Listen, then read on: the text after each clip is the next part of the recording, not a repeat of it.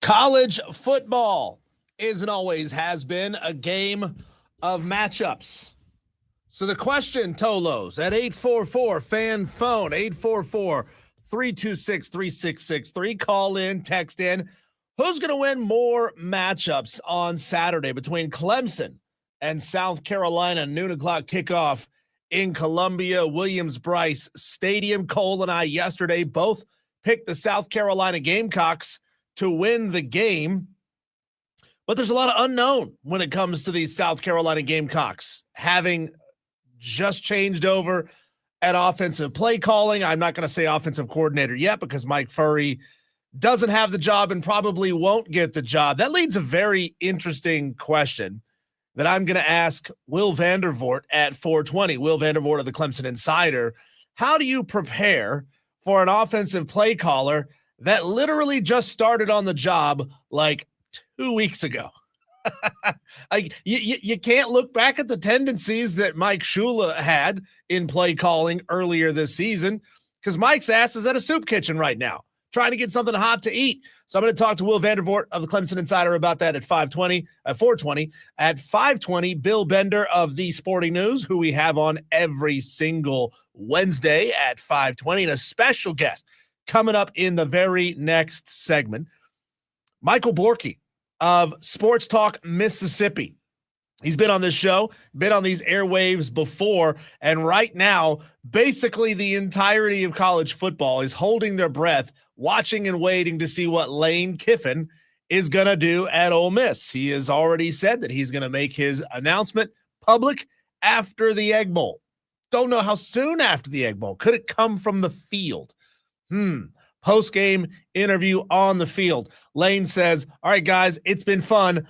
I'm out. I'm going to go get some boudin balls down in Baton Rouge. Or maybe he's headed to the panhandle of Gainesville, Florida, or staying right where he is. You never know with Lane Kiffin. It's really hard to figure out what motivates him. He's kind of like the Joker in that scene in The Dark Knight when Alfred's trying to explain about the bandit that was robbing the caravans, stealing rubies. He didn't want the rubies. He just thought it was good sport. Maybe that's what motivates Lane Kiffin. We just don't know. But welcome into the show. Dewey is already on the stream. He says Lane Kiffin should be fired, of course. Right there already in form, mid-season form, mid-show form for Dewey on the text line. But let's go to Columbia on Saturday. South Carolina hosting Clemson, 2.5-point favorites in this game. And Tolos, I need your interaction here. Text in 844-FAN phone. Going to go feast or famine for each position group against their opposition for the other team. And we'll kind of look back and say, hey, who has won more? Who's going to feast more in more important groups in this game, Clemson or South Carolina? So I'm going to give mine. You can text in, you can call in, you can debate me, you can refute me, or just provide your own reasoning for believing what you believe. Let's start with Clemson. Right now, the challengers in this game, the visiting team, the run game for Clemson against South Carolina. The question is, will it feast, will it famine, or will it push? Kind of neutral, right? Kind of in the middle. It's really hard to peg who's going to win overall in this position group. The run game for Clemson against the rush defense for South Carolina. I'm going to say that Clemson's run game, rush offense, will famine against South Carolina. You look at their numbers over the course of the season, and this is not the end-all be-all, but this is an indicator. Clemson has just over 1,400 yards on the season, about 4 yards a carry. Not great. It's not good. It's not even close to what the Clemson standard should be for a running back versus South Carolina allowing 3.8 yards. So we're talking about a difference here of about a foot per carry. The difference here is just about 0.3 yards. So a foot per carry is the difference. Adam Randall has not been what anybody expected him to be, has certainly not been what Dabo Swinney expected him to be. I know Dabo, man, he hugged him tight, he crossed his fingers, and he really hoped that Adam Randall was going to be an elite running back because it's another opportunity for Dabo Swinney to look like a genius and say, hey, look at me. I didn't need to go outside of the program. I didn't need to go to the portal. We got our guy right here. Yeah, he's a wide receiver. Yeah, he's a little bit skinny. No, he's never actually played the position. But I think with Dabo's hubris, Dabo thought he could turn him into an elite running back. And wow, that has just been an absolute abject failure to turn Adam Randall into an elite running back. Now, things have gotten better for Adam Randall over the course of the season, but he's still not great, okay? Like, better is better than where you were, but in this situation, better is not necessarily good. So Adam getting a little bit better as the season goes along, and I'm not saying he's been dreadful. I'm not saying he's been awful, but he just hasn't looked crisp the way that you would expect an elite running back or a starting running back at an elite college football program to actually look. Now, Adam has gotten better over the past couple of weeks, like I was saying, especially out in space. If you can get Adam Randall out in space, and if you can use him effectively in a way that, I saw watching some film earlier today, Clemson has done a lot over the course of the season to fake the outside zone, which means all of the offensive line all goes in the same direction at the same time. You send Adam in the direction of that outside zone, and then you cut back across the middle. He's found a fair amount of success doing that over the course of this season. And, again, hasn't been blowing you away with numbers, but now a lot of teams, I think, started to key in on that down the back half of this season. And they've decided, all right, well, let's actually put him out in space. Let's let him go wide to the left or the right. Let's not make him try to shoot the A gap. Let's let him hit that B gap or let him bounce it out to the outside. He's been fairly effective doing that. Gideon Davidson obviously coming along over the course of the season. That certainly helps. You don't have to force Adam Randall to run the ball up the middle, but that back cut has been pretty good for Adam Randall over the course of the season. The run game, I'm going to say Clemson is famine in this position group over the course of the game. I don't see them having a monster day. Do they necessarily have to have a monster day from Adam Randall? I think I don't think it has to be a 120-yard plus kind of day, but I do think he's got to pick up somewhere in the 75 to 80-yard range if he wants to make a big impact on this game. Obviously, an X factor is Cade Klubnik with his legs. I mean, how much in the backfield is the South Carolina Gamecocks defense and pass rush, which hasn't been great this season, but if they can get into that backfield against a depleted offensive line, maybe they force Cade to run. And Cade has been pretty good with his legs. And maybe Cade is coming to the realization that I'm not a first-round quarterback. So go for broke, right? I mean, break a leg, not literally, but figuratively. So famine for Clemson in the run game. In the pass game, I'm leaning – I'd be leaning feast if the offensive line was healthy. But like I was saying before, it matters how much time Cade has to let plays develop, to get guys open against or with a depleted offensive line with Parks and Jacobs both being out. I could see a heavy dose of pass rush from South Carolina. I see Cade Klubnik being pressured quite a bit, which is going to bring those passing game numbers down. So we'll see. Clemson still has some age and experience on the offensive line, but it's the depth that's going to be a big problem for them. Offensive line, famine, that's pretty simple. Could be a pretty tough day for them. Not too worried about the starters, but I'm worried about the depth, especially in the second half. Going position by position, feast, famine, or push between Clemson and South Carolina. Looking at the Clemson side right now, defensive line, I'm going to say this D-line feasts against South Carolina. They have talent. We know that they have talent on the defensive line, and especially, at the linebacker spot too. They haven't necessarily been amazing or as advertised over the course of the season, but this South Carolina O-line has been truly putrid over the course of the season. I know they got a new offensive line coach in Sean Elliott. Things have gotten better, but I still think that defensive line for Clemson is going to get through and is going to get after Lenore Sellers. So I got feast on that one. Run stopping, push on the run stopping. If Lenore Sellers gets out in space, good luck. He's huge. He's hard to bring down. But on top of that, South Carolina's running backs, that core of running back, core like multiple guys, Fajon, Attaway, have just been okay over the course of the season. So It's going to be on Lenore Sellers to use his legs to win this one.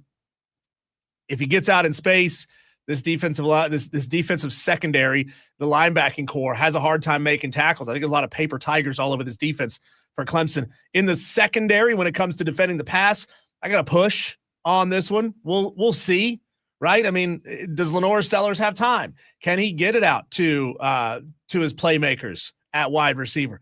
It's hard to say. Can Avian Terrell, all 5'8" of him? I know he's probably more like 5'10", 5'11", but anyway, can he realistically guard Nick Harbor? Avian Terrell is probably the best defender on this Clemson team. Ashton Hampton's a little bit bigger of a guy. Maybe you put him on him, maybe not quite as fast. So it's going to be interesting to see. I'd say push when it comes to the defensive secondary for Clemson, trying to slow down the South Carolina pass game. So I've got Clemson feasting in the pass game. I've got them feasting on defensive line, and that's about it. Push in the secondary, push in the run stop, famine on the offensive line, famine in the run game. So I think that's 2-2-2, really, how I feel about these position groups for Clemson. 844-FAN phone, 844-326-3663. Texter says, tell Cole to get his ass out of the tree stand and back on the air. Am I not enough for you, Texter? That kind of hurts a little bit. Hurricane Jeff getting his upset pick in. El Fidos, 1, taking Clemson over, Central Michigan over Toledo. Get those upset picks to me. Again, Michael Borkey, Sports Talk Mississippi, going to join me in the very next segment. Now let's flip things the other way around, looking at the South Carolina perspective. Feast, famine, or push in these group matchups for the South Carolina Gamecocks. The run game, famine. Fajon and Attaway, disappointments this year. I don't think they're going to get much in the run game unless, like I said, unless it is coming from Lenore Sellers. In the pass game, also famine. Nick Harbor is incredible, but he's one man, and he's the only receiver for South Carolina with over 500 yards receiving. Clemson has 3 500-yard guys over the course of the season. So you shut down Nick Harbor, as hard as that is to do. If you maybe not shut him down, but slow him down, that might be all you can do. If you can slow Nick Harbor down, then I think this South Carolina pass game is going to be a famine. Offensive line, also famine. I would say way leaning hard famine a couple of weeks ago if this matchup was happening, but they've gotten better. They still commit a decent number of pre-snap penalties. They had, I remember, at least 3 against Coastal last week, but that's not to say that that these guys didn't feel a little calmer going up against the Coastal team. They had quite a few in the second half of the Oklahoma game that I attended and covered earlier this season. So famine for the offensive line. They're going to get pushed around. Defensive line, I'm calling it a push. Yes, Dylan Stewart is a monster, but SEC O-lines have shown all year that you can double team him and basically neutralize him. He's got 5 sacks over the season. This is a guy that's probably going to be a first-round draft pick when it's his time, but the numbers are not eye-popping because everybody's double teaming him. And if you can double team him effectively, then you can slow him down. You can neutralize him. Cade Klubnik can run away from him. Brian Thomas Jr., a monster coming out of the linebacker spot. That's going to be an issue for the Clemson Tigers. But, they don't produce a ton of pressure up the middle from the defensive line for South Carolina. So I'm saying push. Run stopping, I'm going to say the South Carolina run stopping feasts. Again, I'm just not sold on Adam Randall. I think it's still early on Gideon Davidson.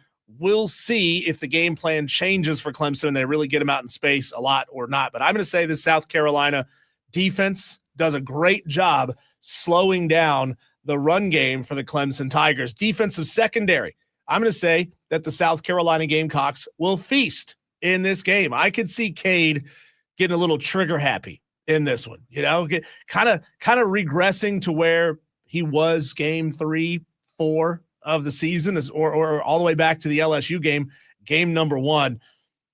He makes some weird decisions sometimes. He doesn't see defenders sometimes. He throws into double coverage sometimes.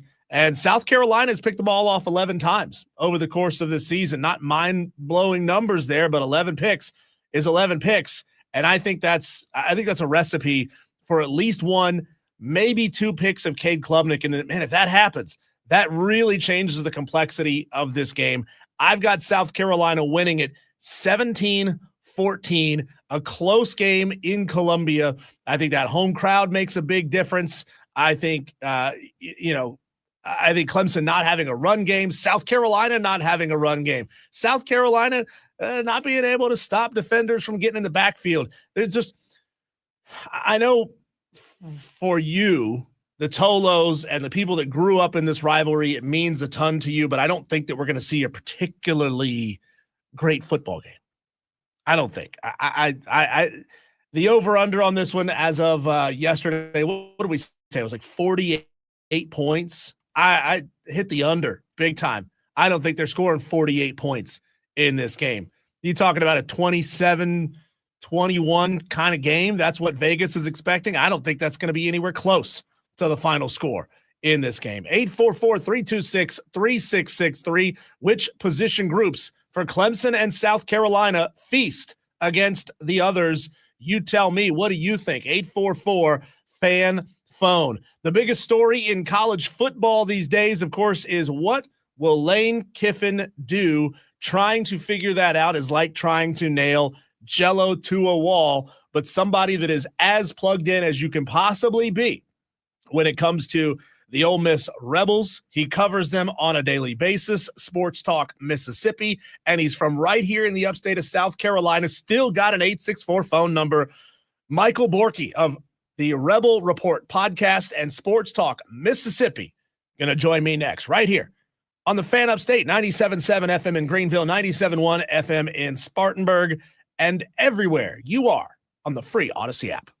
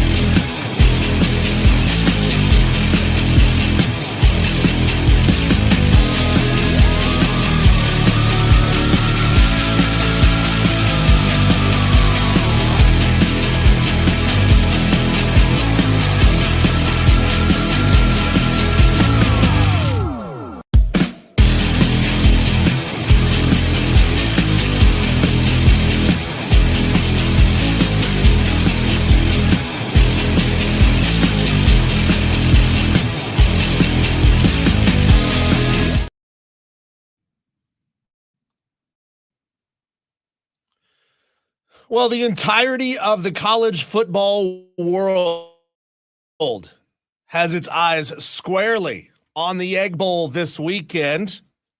Is it the most impactful game in college football? No, it's not. But we are expecting the most impactful announcement in college football. Maybe on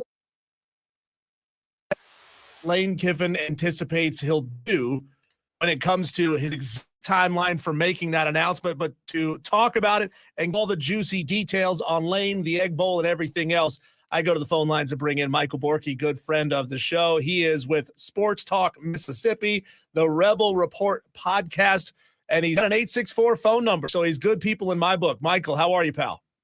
I don't know if I can answer good because of the drama that we've dealt with over the last few weeks. But other than that, we're doing well.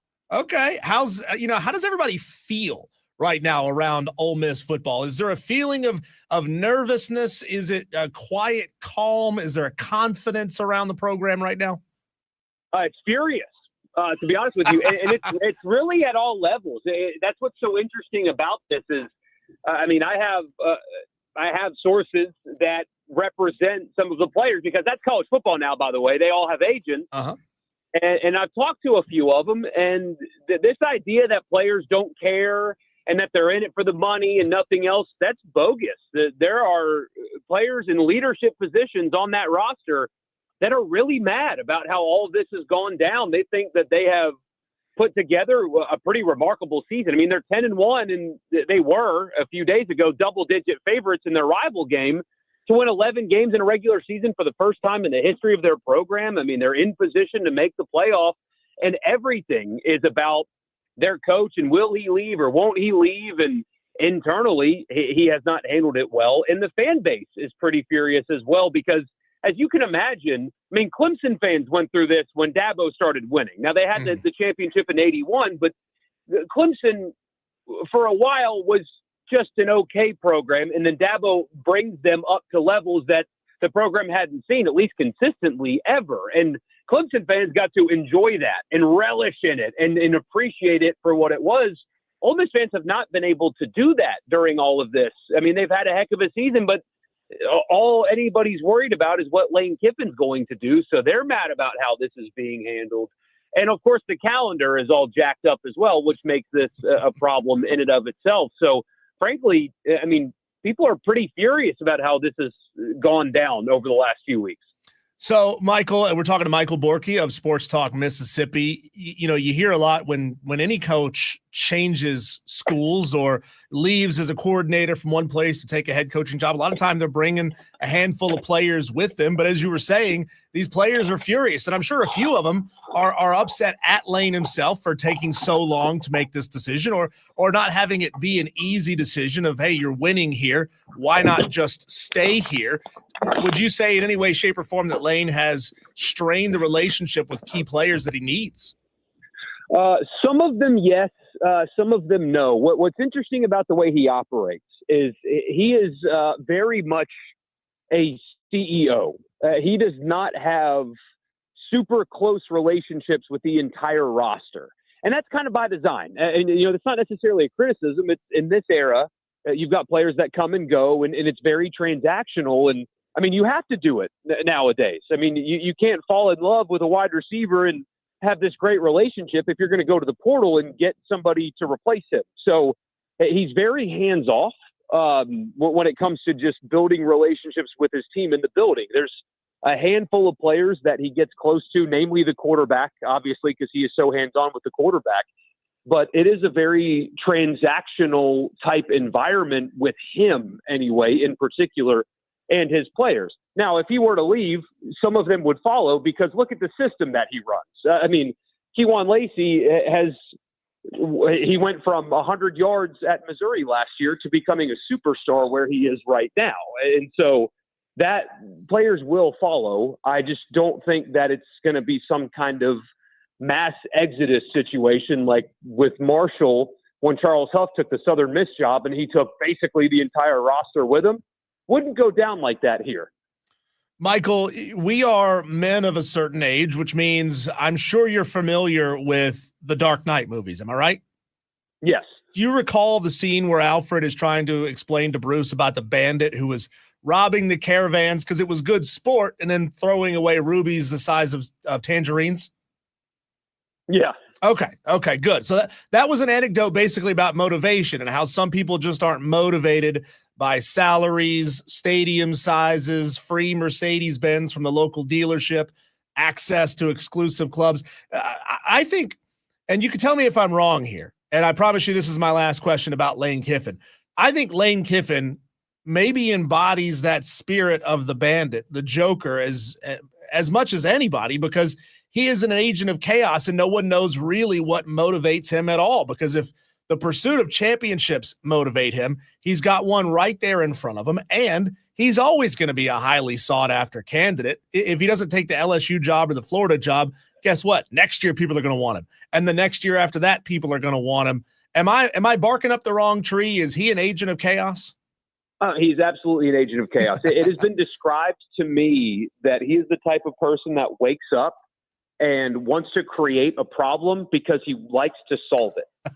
that he's intentional with it. But what I truly think, and from talking to people close to the program, it sounds to me like he is truly, genuinely, actually torn about what's going on, because he is somebody that all he cares about is winning. And it's all he wants to do. It's all he cares about. And he wants the easiest path to get there. Not that he doesn't work hard in game planning and stuff, but he views, and he has spoken about this very publicly often, a place like LSU as the best opportunity to win championships consistently because of brand and things like that. And LSU's got that. But leaving a playoff team before you can see that through is something that, I mean, not only would he not want to do, but the reputational hit that he would take if he were to do that would be something that, I mean, would be almost impossible to overcome. Now, you go to LSU and you win, ultimately your reputation doesn't matter because all you care about is winning. But it certainly seems like, talking to people close to the program and just listening to him in his last couple of media ops, that he was surprised about how much public backlash he is getting for even being involved in this at all.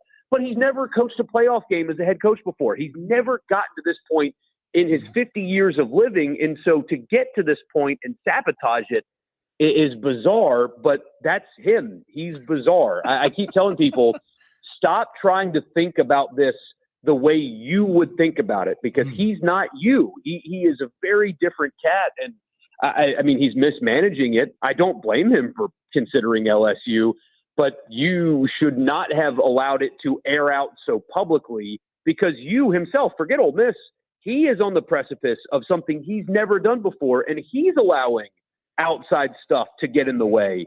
And it's a mistake on his part. Yeah, I find it so funny that a guy that watched his reputation take the hit that it took at Tennessee when he left there. Prior to that, the reputational hit that he took with Las Vegas, and then the reputational hit he took with Southern Cal. How can a guy like that be oblivious of the reputational hit that he could take? I mean, they were burning him in effigy in Knoxville. I don't understand how you walk away from such a great situation where you want for nothing. I mean, he's got an extremely lucrative NIL situation. I mean, if he asked for another $10 million, he could probably get it just for asking.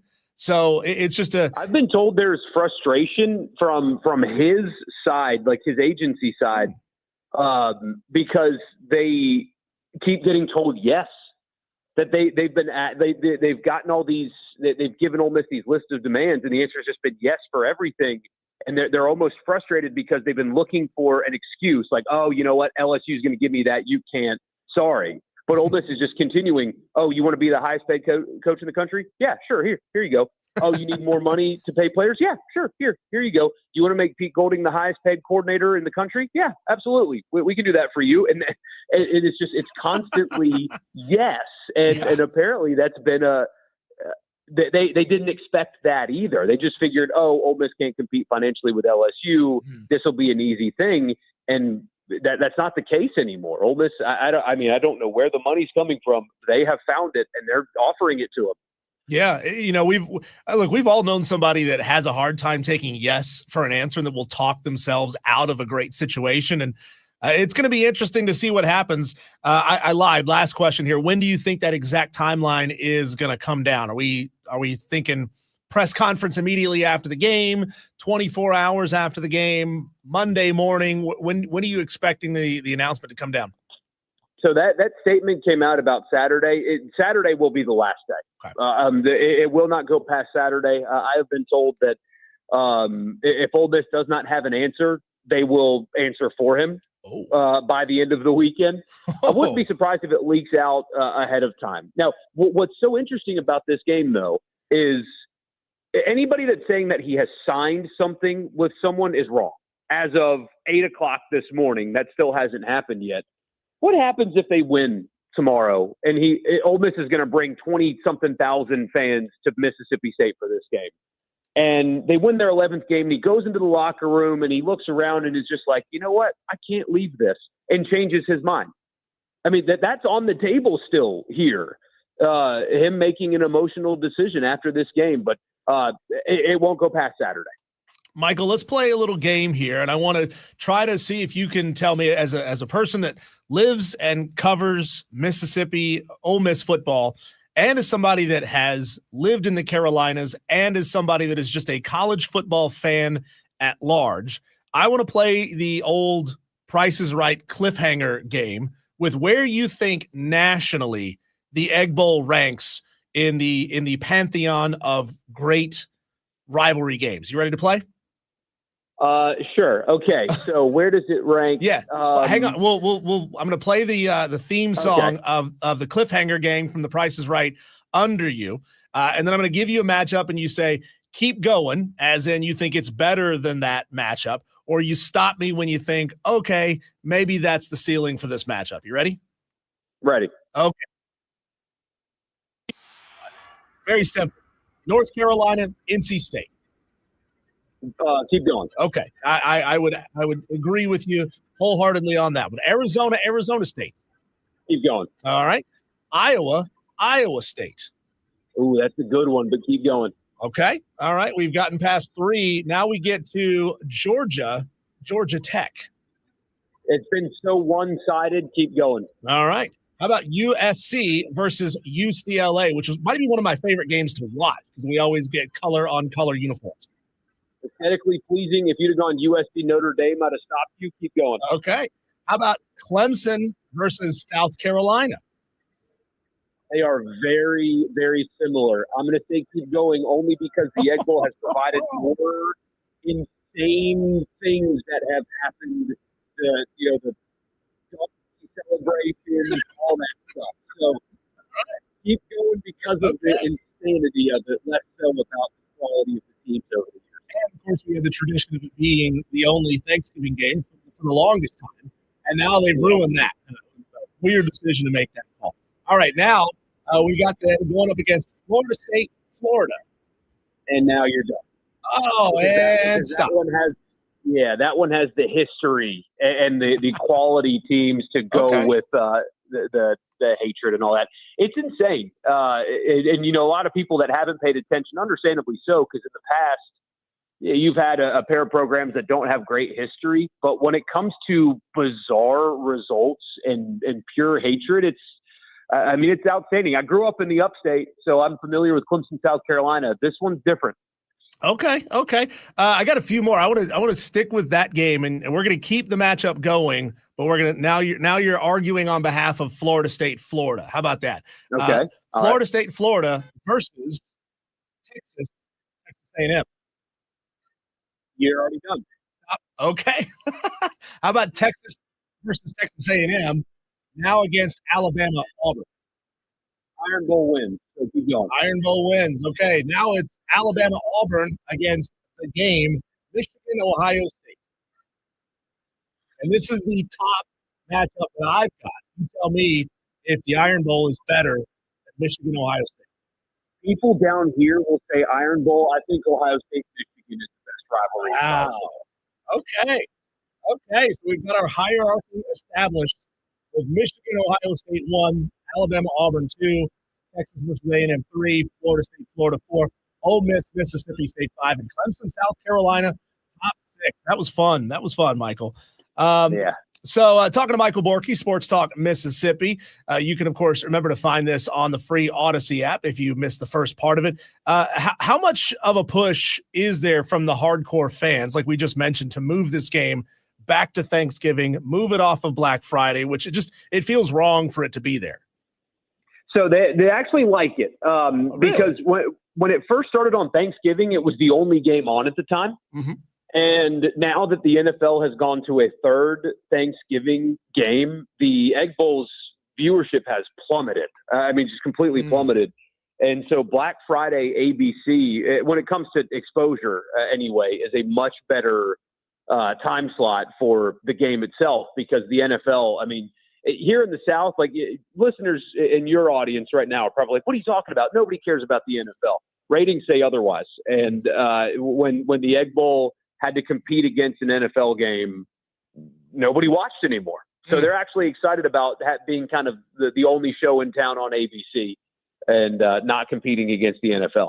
Well, Michael, earlier on, you told me that furious was a word to characterize the Ole Miss fan base. And that can mean a lot of different things, but I'm sure they are furious over what happened in last night's new college football playoff show, when Hunter Yurachek just flippantly dismissed Ole Miss having not played last weekend. I know that it's not going to affect him when it comes to getting in the playoff. You beat Mississippi State, you're going to be in the playoff. That's a given. But to kind of trivialize that matchup and make a stupid meme out of it, I'm sure people down there are not happy with that. Oh my gosh! Doing the 6-7 thing on, it's. And Hunter Yurachek is not a particularly popular AD with his own people anyway. His programs are a disaster. Fundraising has been a problem. His people want him out, and he's currently conducting a coaching search. And when asked why a team fell despite not losing for the second week in a row, by the way, Texas Tech jumped Ole Miss, and so did Oregon, and almost didn't lose to fall those two spots. And he's out here doing this elementary school 6-7 thing as a result. My goodness. They are setting up to drop Ole Miss out of a host spot if Lane Kiffin leaves, I think. And, what a tragedy that would be. That's a strong word. But, yeah. The local impact hosting a playoff game would have. We talked to somebody from the city yesterday. If Ole Miss can get it done, you're talking about a $100 million plus economic impact for the weekend hosting a playoff game in a town that has 35,000 permanent residents. And people, when they saw that last night, it's not just about their team hosting a playoff game, but it's like their town in that region of the state possibly missing out on this because Hunter Yurachek's doing 6-7 on TV is that's not sitting well either. Yeah, and he looked incredibly awkward doing it. Like he wasn't sure if he was going to do it before he did it. Maybe he heard his kid or grandchild doing it and not understood what it really meant. It feels like something as trivial as the criminal system or the legal system has gotten. It feels like something you could sue over, to be honest, and saying, hey, you cost us $100 million in economic impact. Michael, last question here for you. And, off air, I asked you if you were coming back up this way for Thanksgiving. You're staying down there, but give me a dish that usually goes uneaten at your family's Thanksgiving get-togethers. Oh, it's that goofy marshmallow macaroni thing that people make. What is that? The marshmallow Thanksgiving dish. The one with the little marshmallows that are like toasted? Yeah, I don't know what it's called, but it's always there, and nobody ever touches it. Sweet potato casserole. Who brings it? No, not sweet potato casserole. No. It's got like macaroni noodles in it. Huh. It's weird. I don't know. I haven't touched it, but that shows up. I don't even know what it's called, but it's always there. I don't know who's making it. I'm too afraid to insult the elderly to ask why that's sitting there. But I won't touch it. Somebody, I'm sure, on your text line will, or maybe they won't. Maybe it's just us and we're psychos. I don't know. I've never seen that come across a family get together at my house. But when I was a kid, going to my grandmother's house, there was always tomato aspic on the table, and that's just gross. That is gelatinized V8 juice, basically. And it has tomatoes really have no business being on a Thanksgiving table ever. No, especially in that form. Right. As Michael Borkey, Sports Talk Mississippi. Happy Thanksgiving, pal. Appreciate you coming on. And obviously, we know in a couple of days this story is going to be explosive or not. Maybe Lane Kiffin decides to stay and continue a great thing that he's already got established at Ole Miss. But as always, I appreciate your time. Of course, man. Anytime. Yes, sir. That is Michael Borkey, Sports Talk Mississippi. Go find him on socials. Go find his channel. Go find his podcast and give it a follow. They're going to have obviously the best coverage, best possible coverage, the Rebel Report podcast when Lane Kiffin ultimately makes his decision. But man, what a drop that he had in the middle of that interview. Quote, "I've been told if Ole Miss doesn't have an answer from Lane by the end of Saturday, they'll answer for him."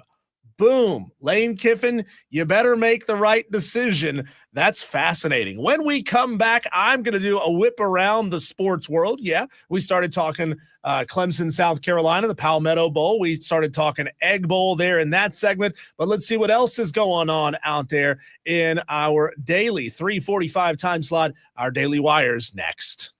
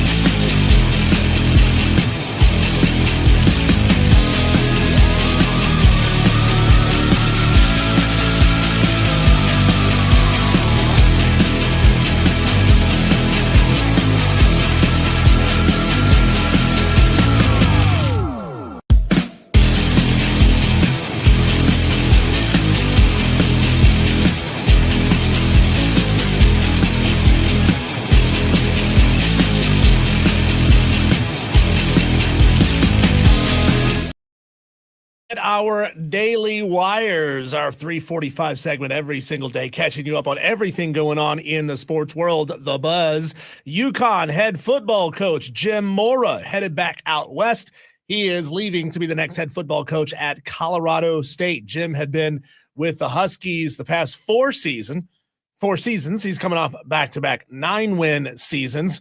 The Huskies hadn't won 9 games in a season prior to that since 2007, so he leaves them high and dry after building them back up. His resume at UConn includes 3 bowls in his 4 years. He'll be the Colorado State's 4th coach in the last 5 years. Lateral move, if you ask me. Go from a G5 independent to a Mountain West bottom feeder. I mean, maybe it's money. Maybe they are going to throw some more at him in NIL.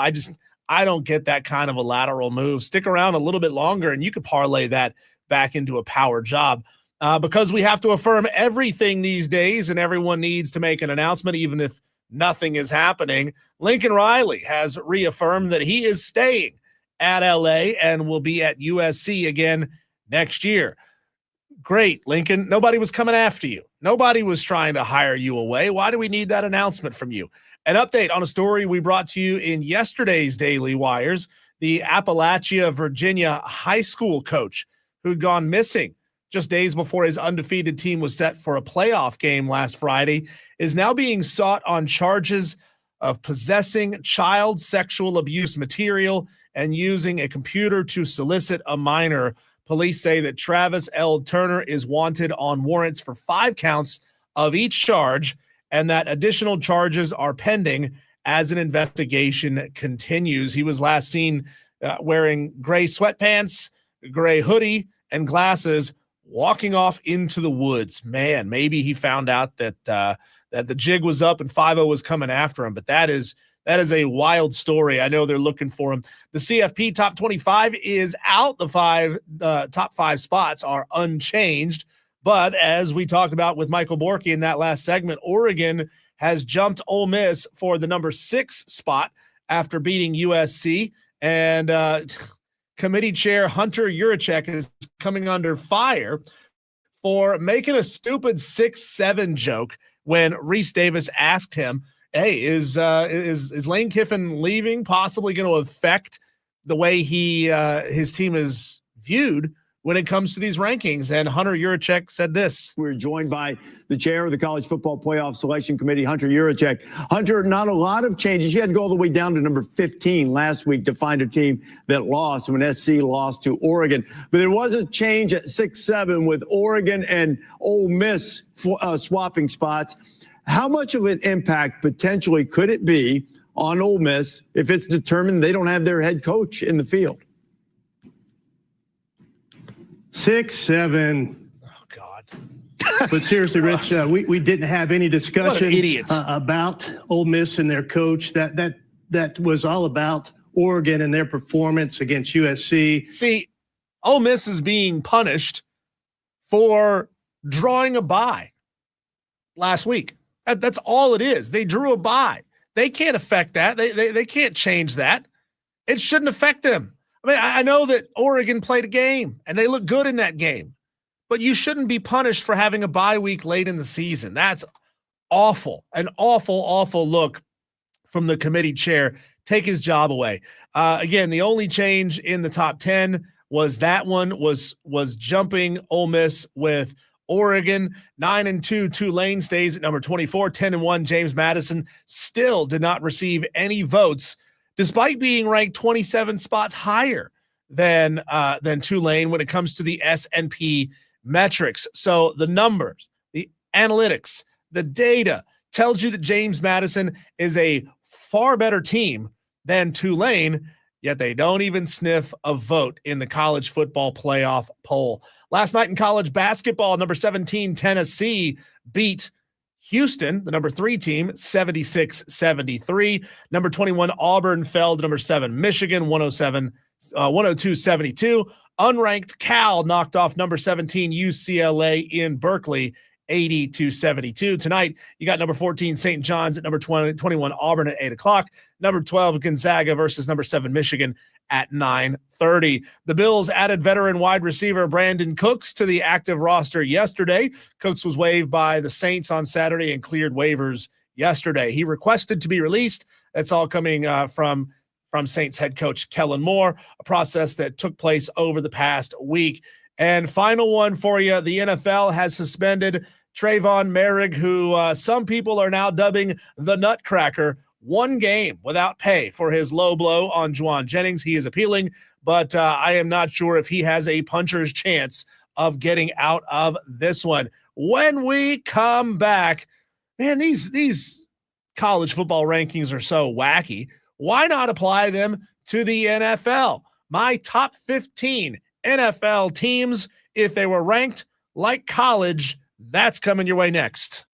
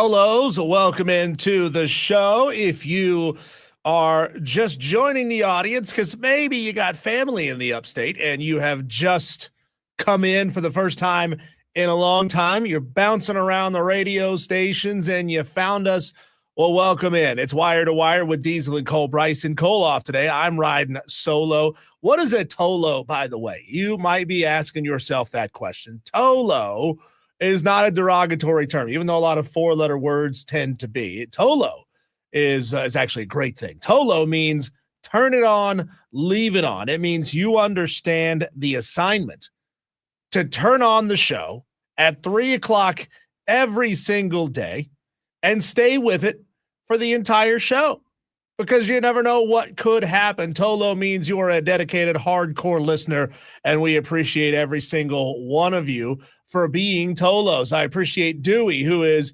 chattering it up on the stream, as is Madcraft. I'm surprised those two haven't started fighting over the text line or the stream chat, like two family members yelling about politics.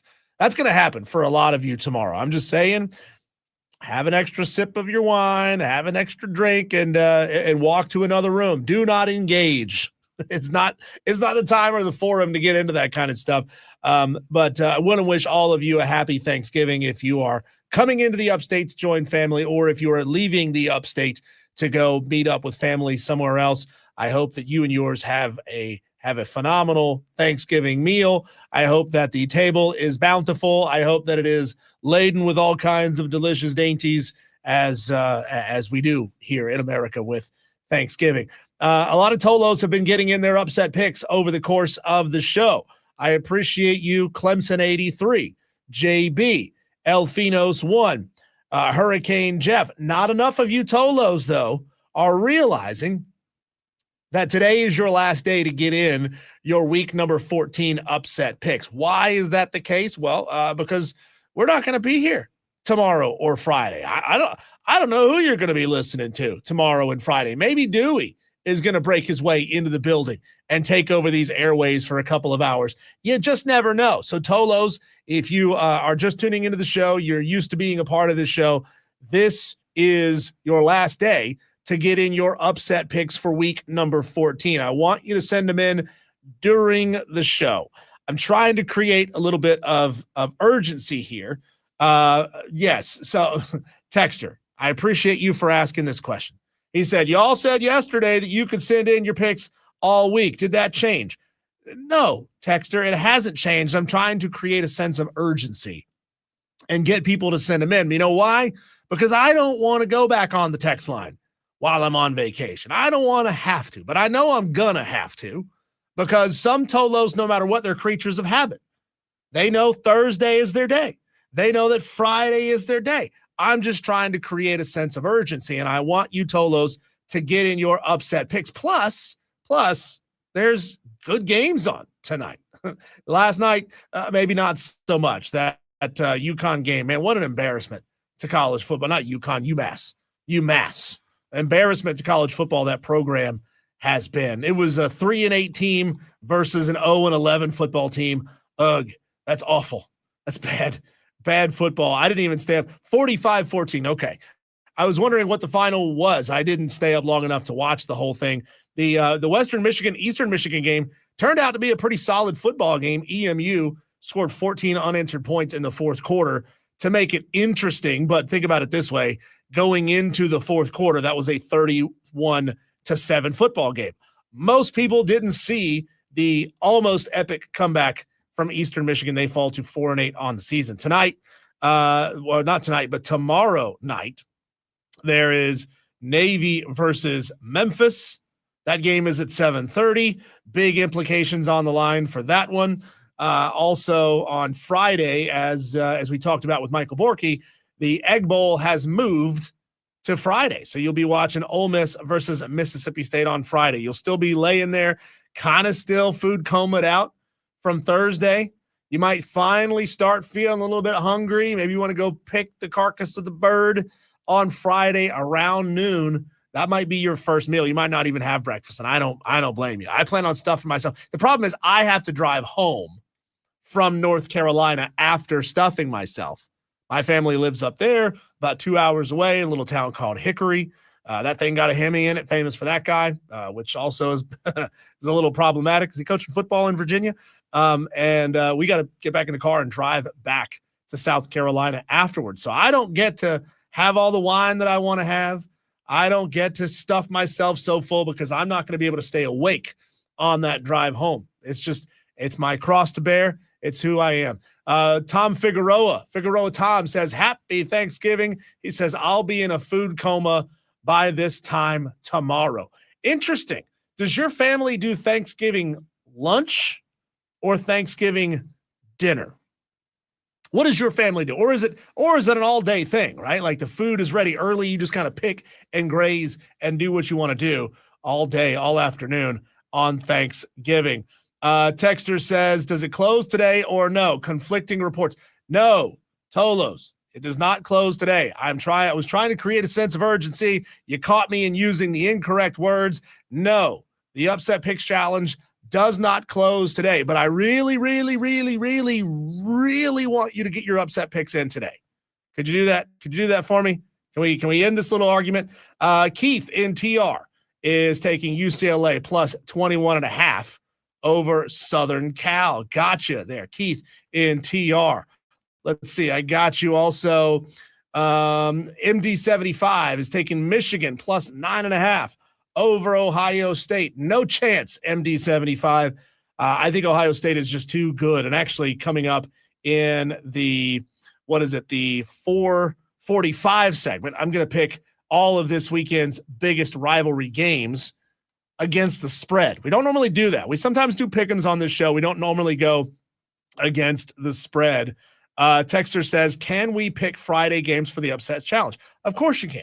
Of course you can. All games that have not yet kicked off by the time you send your picks are eligible. And that's why this late in the season, especially yesterday, we had that early kickoff of Bowling Green UMass. We want to make sure you get your picks in before these games kick. And some people wait till late in the show to get them in. There's some games you can't pick because you're not on time. So get them to us. You can pick all the games all weekend long. Yes, you can pick them through Friday, but I really want you to get it in before the end of the show today, if you don't mind. College football is officially drunk with the way that it does its rankings. I mean, you watched the college football playoff show last night. We had a lot of games being played, no changes anywhere inside the top 10. Obviously, where you are inside that top 10 affects seeding down the road when it comes time to putting these teams into an actual bracket. That costs these towns a lot of money if they don't get these games. That's something Michael Borkey talked about.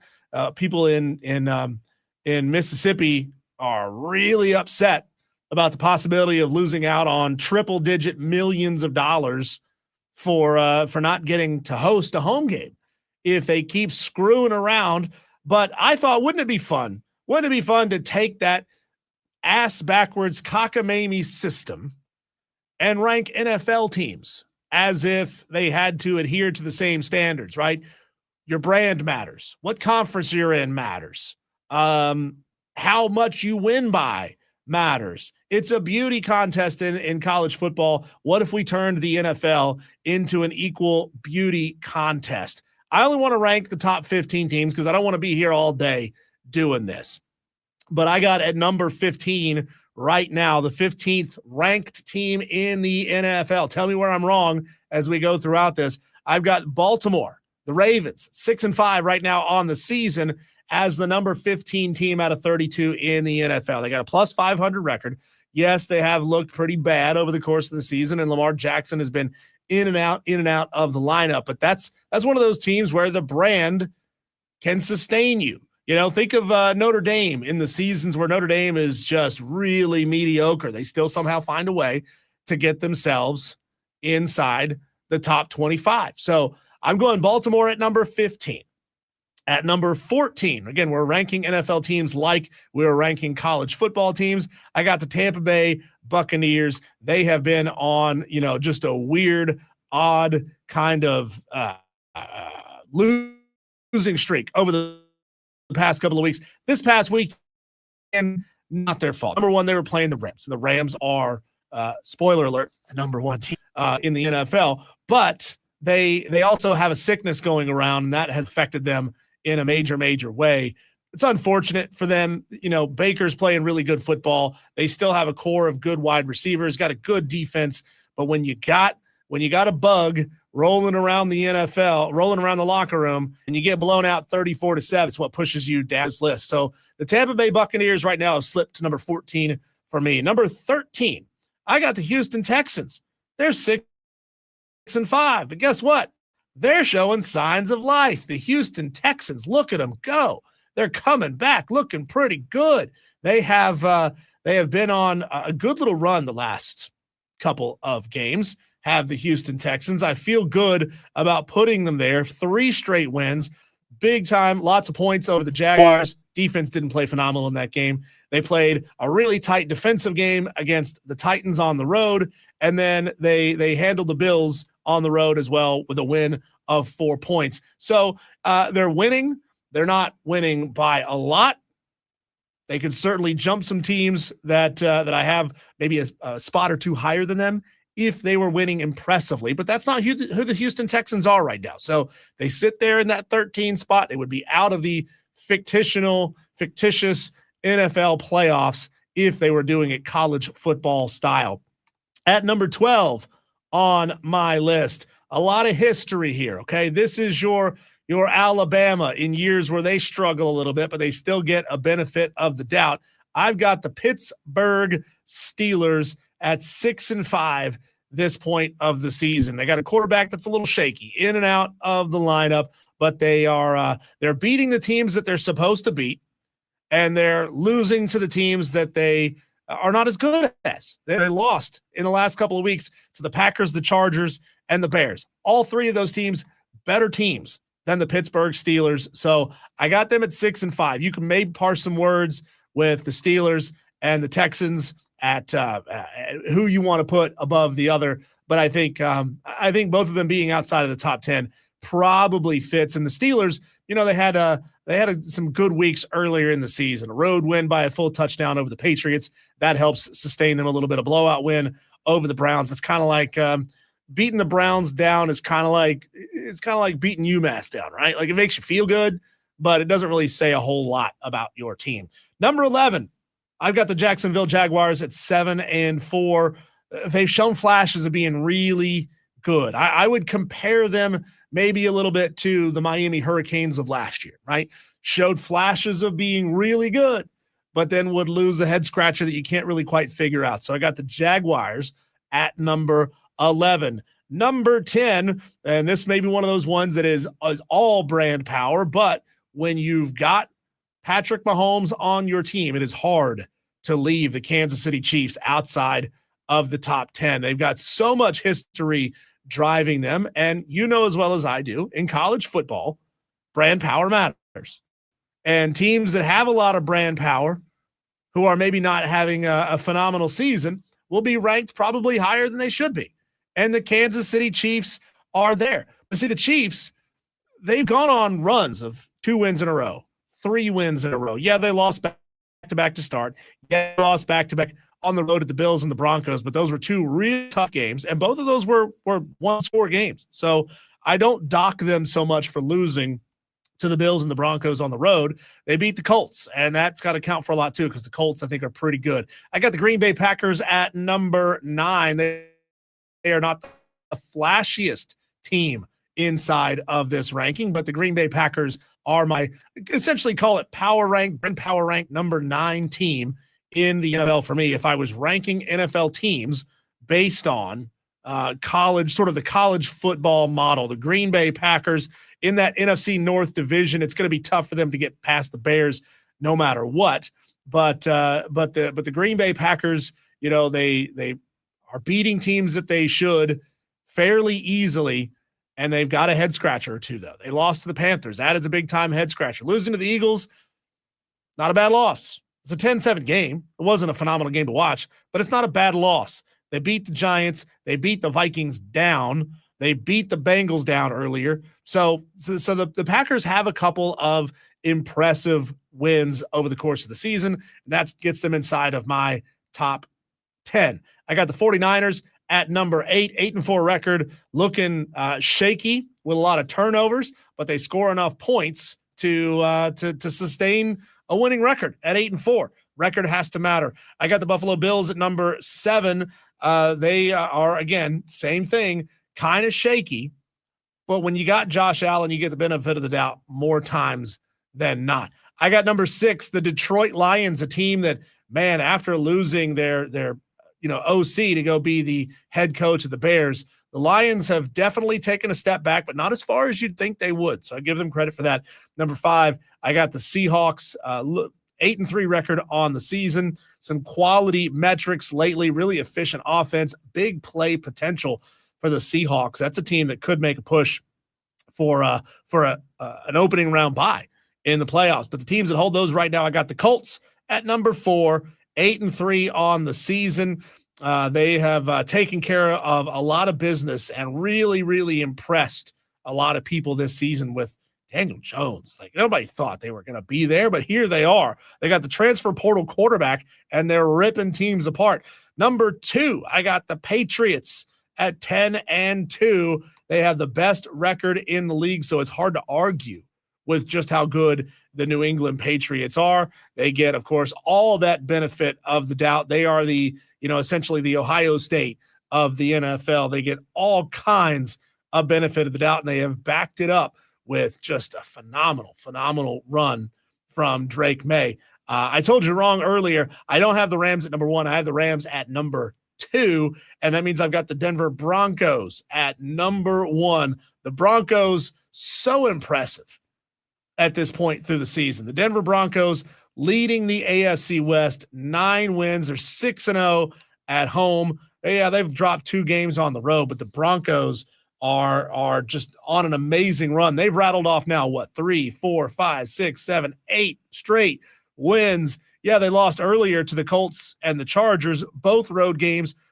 combined deficit there of 4 points in those 2 games. The Broncos looked impressive even in their 2 losses. The Broncos, by far and away, the best team in the NFL, like I said, with the Rams right behind them. What say you? Where did I get it right? Where did I get it wrong?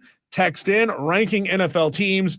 If we were using the college metrics of streaks that you're on, of home and away, of how big you're winning football games, text in. Tell me what you think. We're going to go back into the conversation about the Clemson Tigers as they are facing the South Carolina Gamecocks Saturday at noon. Will Vandervort of the Clemson Insider going to join me to break that game down from a Clemson perspective next.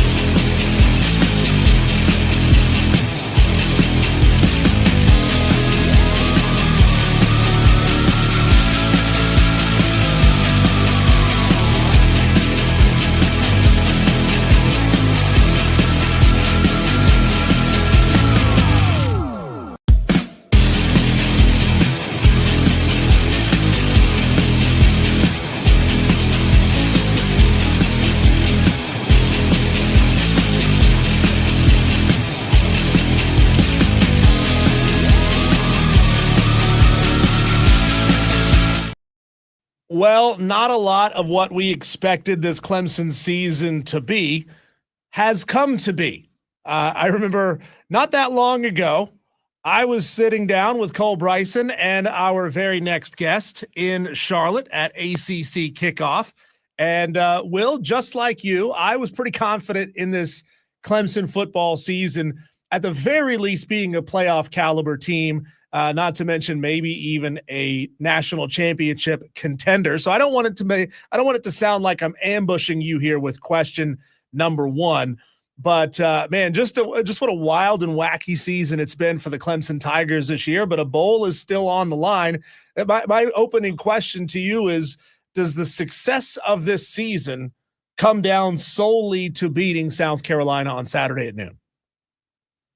I mean, I think it makes the season feel a little bit better. I don't say it will say whether the season – I think that's already been told. The season has not been a success because Clemson's expectations were way higher than making a bowl game. Now, the good thing is, you know, the team was able to stay together, and Kate Klubnik talked about that yesterday, that, you know, not everybody, when they go through what they're going through, sitting at 1-3 or sitting at 3-5, are able to stay together and want to go to work and finish out the season and, you know, try to strive for something. They usually just go through the motions and the season's over. Well, they didn't. They stuck with it. They've now won 3 straight games. And so, yeah, they're finishing the season on a good note at this point. If they can win this game, it would be 4 straight wins.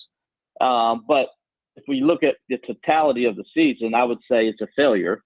And I think they would tell you it's a failure in the sense of what their goals were to start the year. If they didn't win an ACC championship, they're not going to make the college football playoff. They're not going to win a national championship.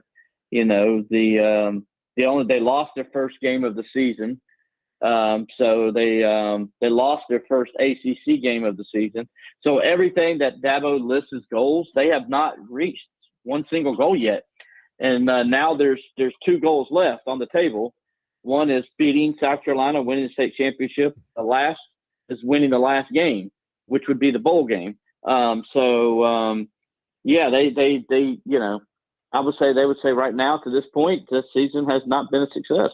How would sentiments change, given everything that you just said, if South Carolina beats Clemson? And Cole and I were doing our score predictions yesterday. I have South Carolina beating Clemson 17-14, a low-scoring affair. I don't see this thing reaching there. I think it was 48 points is the over-under. But if that's the case, if they lose this game, yeah, they're still going to a bowl game. But like you said, a lot of the pride elements of the tail end of the season in this rivalry turn the wrong direction. How does that change in your mind if it's a loss? I don't think win or lose it changes anything. I mean, other than the fact you lost to your rival for a second year in a row and third time in the last 4 years. So from a team perspective, looking at it, how the team looks at things, you know, it doesn't change win or lose. It really doesn't. Now you want to win it because you want to say you're state champions, right? And I think that's what the team is going for. But as far as when the season's over and they see what they've accomplished, I don't think winning or losing this game is going to dictate what the success or failure of the season was. I think that's already been determined.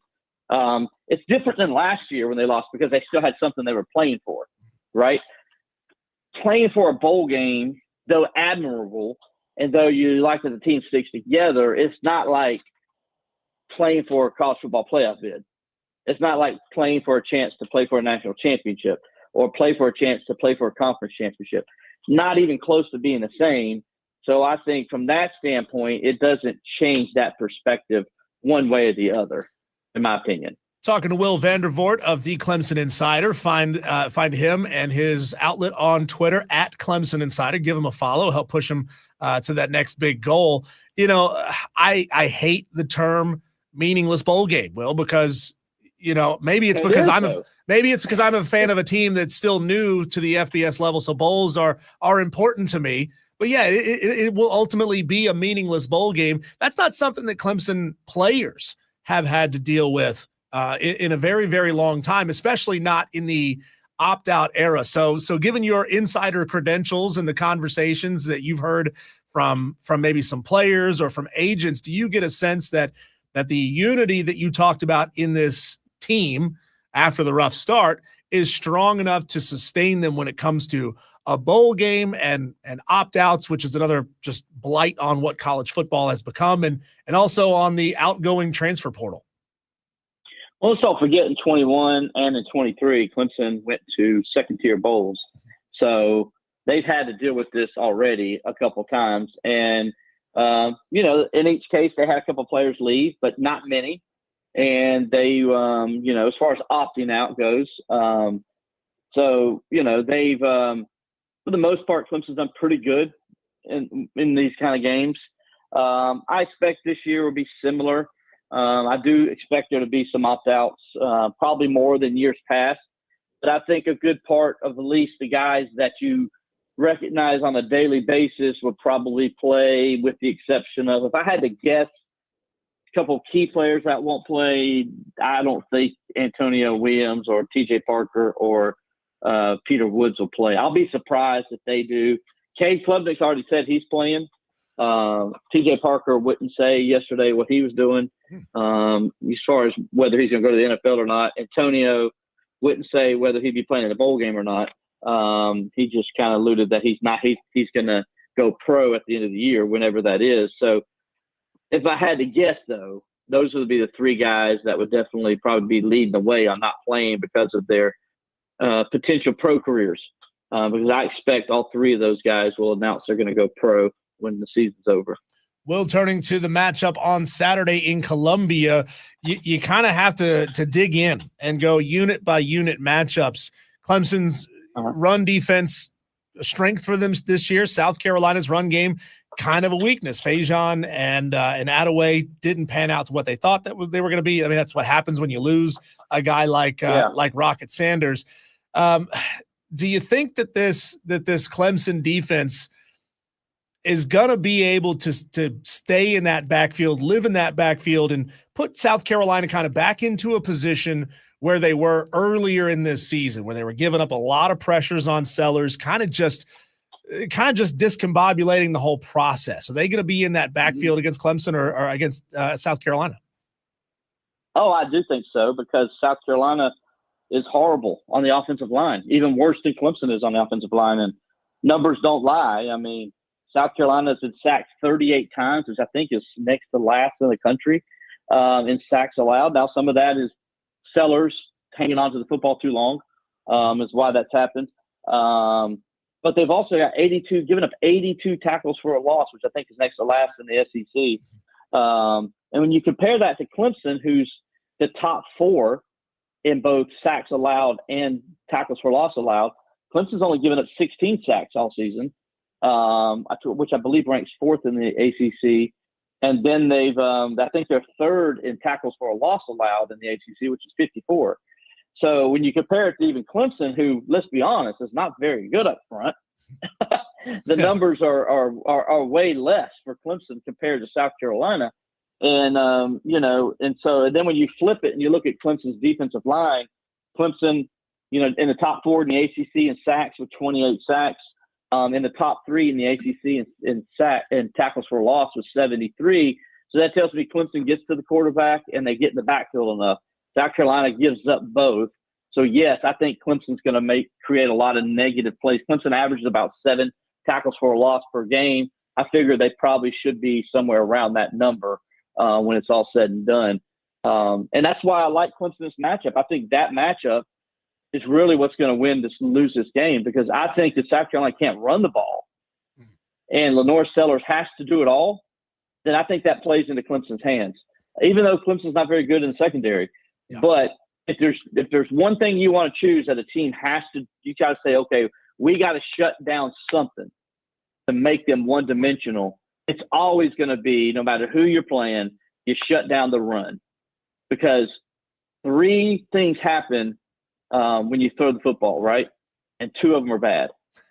So that's why you like your chances better when a team can only throw the football. And I think in this game, this matchup definitely favors Clemson. And if Clemson wins it, I think Clemson wins the game.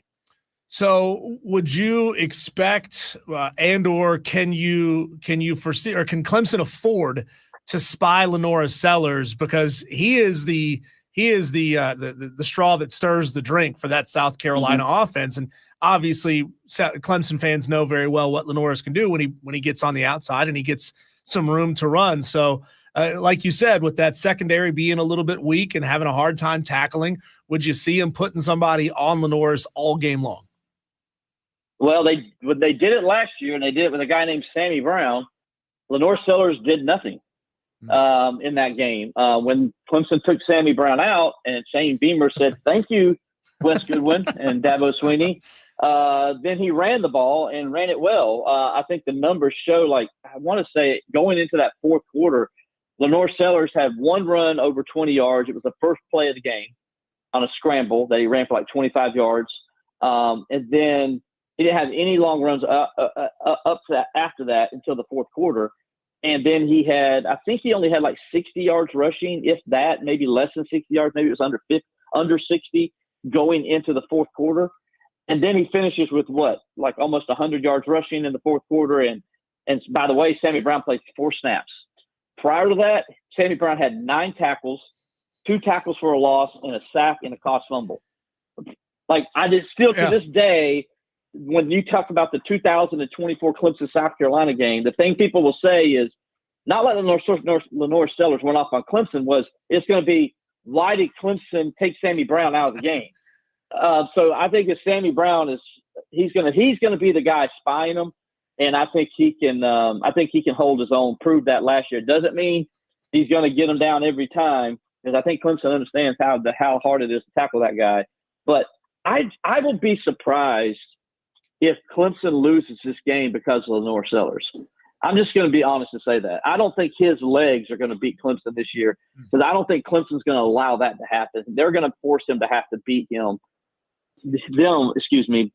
consistently with his arm, as every team has done, because Lenoir Sellers only rushing for 28 yards per game right now. So most teams are making him beat them with their arm, and right now the Gamecocks are 4-7, and that really hasn't happened. Will, there was a clip earlier this season, maybe you saw it, maybe you didn't, of Shane Beamer on the headset yelling at Mike Shula, using a lot of 4-letter words, saying like, "What the bleep are you doing, Mike?" And it maybe it begs the question, why wasn't Dabo Swinney doing the same thing with fewer 4-letter words, saying, "What are you doing, Wes? Why don't we have Sammy Brown in this game?" Do you recall what Dabo's explanation was for Sammy being out as much as he was in the second half? I can't recall what Dabo's was, but I do recall what Wes Goodwin said. And Wes Goodwin said they were anticipating South Carolina to throw the ball more because they were down and it was in the fourth quarter. Now, so they took him out because at that time he wasn't strong enough in the pass defense. Okay. I don't know why he was thinking that. Because every time he was in the game, it was negative plays for South Carolina. I'm like, who cares if they take your chances if they line somebody up in the slot and they run a vertical, tip your hat to them. At that point, though, Clemson was pressuring him. And that's the thing, people get lost in that game because of what he did. Every time he dropped back, go look at the pressures Clemson had. Clemson was pressuring him, and they were getting him, and that's why South Carolina couldn't throw the football much in that game. And because he was having to run for his life. Of course, he's really good at running for his life, and that's the problem. And that's why you got to have a spy on him. And that's why it made no sense with what Wes Goodwin said, that they were anticipating South Carolina throwing the ball more. I'm like, well, just do what you've been doing the whole game.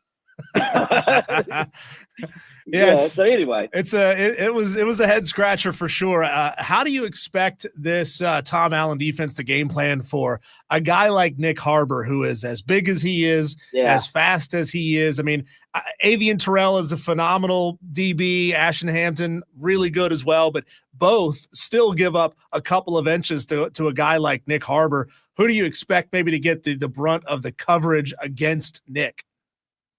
Listen, I'm telling you right now, if Clemson doesn't do this, they're going to be stupid. Clemson's going to be in a cover two, because you don't let that guy beat you. Now the question is, does Clemson play a cover two and not have any busted coverages? That's where it's going to be, because I think what you do is you play cover two, and you basically don't allow that guy to get behind you at all. You don't let him get in any one-on-one situations. And so look for Clemson to play a lot of zone and try to get pressure with their front four and maybe an extra linebacker. I don't think they're going to bring an extra backer, though, because I think they're going to want to make Lenore Sellers beat them consistently down the field, sort of like what you saw Texas A&M do in the second half, kind of limit the big play potential away, take South Carolina away from it, trust your front four to get the job done and to get pressure on the quarterback and also to shut down the run game. Because if somebody's in cover two, how do you answer cover two? Well, you run the football. So it's going to be imperative for Clemson's front four to be able to get them down on the ground and not allow them to run the football, because then that's when things start to open up. So I think Clemson's scheme to begin with, if I'm a guessing man, is you don't let Nick Harbor run wild in there ain't nobody on Clemson's team that's cover. I'm just going to say what it is. So, I mean, you just got to play cover two and make Lenore Sellers and that South Carolina offense have to go down the field consistently, which they haven't done all year. Would you foresee, Garrett Riley maybe drawing up some more designed quarterback runs to the outside, knowing that Clemson's offensive line, obviously they got some big injuries there, and it's not so much the ones that I'm a little worried about, it's the twos when they have to go to depth guys later on in the game. But if you got some guys that maybe are a little bit weaker, a little bit inexperienced at blocking up front, and you got a guy with wheels like Cade has, you can get him out to the outside to pick up some yards. Do you expect to see a few more design runs to the outside? By the quarterback? Yeah. No. He can't. Cade Klubnik, if he's watched the Furman game last week, they tried to do one play where he ran a kind of I don't know what the play was exactly. Can't remember. I just remember I think it was a zone read, and he took it and kept it outside, and he ran. Cade Klubnik last year or early this season takes it for a touchdown. He couldn't even hardly run to get outside, and the guy caught up with him, and he had to slide. So I think quarterback run is out of the question if Cade Klubnik's in the game. Now, they might have had some packages for the freshman, Chris Denson, to run some things, but guess what? He got hurt in practice on Monday. Oh. Probably not going to be available to play. So he was running the scout team and got hurt because he's playing Lenore Sellers in practice. That hurts Clemson from a preparation standpoint, too, because there's nobody like Lenore Sellers on the team. He was the closest one to it by the way he runs the football. So, that was kind of a big loss for Clemson probably coming into this game. So, as far as the run game goes, Clemson's going to have to run the football with its running backs, which they can do. They got two pretty good running backs. Obviously, got Adam Randall. He's having a really good season. And then the freshman, he's so close to breaking it. Don't be surprised if you don't see the freshman Gideon Davison break one. He's so close. I mean, he's like shoestring tackle close to breaking off a touchdown run of a big touchdown run. So wouldn't be surprised to see that opportunity come up this week. He's getting close. And so I think Clemson can run the ball in South Carolina enough. The Gamecocks, I think, are allowing 117 yards a game on the ground. 135 yards a game on the ground. If Clemson can get to 135, Clemson averages 130. Clemson can get to what Carolina gives up. I think that helps Clemson in the passing game, and I think Clemson can win the football game. And the reason South Carolina gives up those yards, guys, is not because South Carolina gives up those yards. It's not because they're like struggling to stop the run. Their defense is tired, and they wear down. So when they get to the third and fourth quarter, teams are able to run the football more in South Carolina because their defense is worn down because they've been on the field the whole game. That's a really good defense, guys. That's a really good South Carolina defense. Have you come to a score prediction yet, Will? I have. Unlike you, I believe they will reach the point total. Okay. So I picked Clemson 24, South Carolina 23. I think it's going to be a nail biter. I like it. I mean, we have it in common that we both think this is going to be a one-score game. So, and it was hard to come to any kind of prediction because you just don't know. There's so many question marks on both sides of the football, and we haven't even talked about what is different about Mike Furry calling plays for them. That's something that's going to be a challenge for Tom Allen to have to deal with. Not being able to look at Mike Shula's tendencies. Now they've got a whole new play calling apparatus, and things are going to look different. So it's going to be an interesting game. Will, I appreciate your time. Want to tell you and yours and your family a happy Thanksgiving. Be safe getting down to Columbia. Be safe getting to where you need to go tomorrow as well. I appreciate it, man. You guys be safe as well, and happy Thanksgiving to you. Thanks, Will. That is Will Vandervort, the Clemson Insider. Find him on Twitter at Clemson Insider.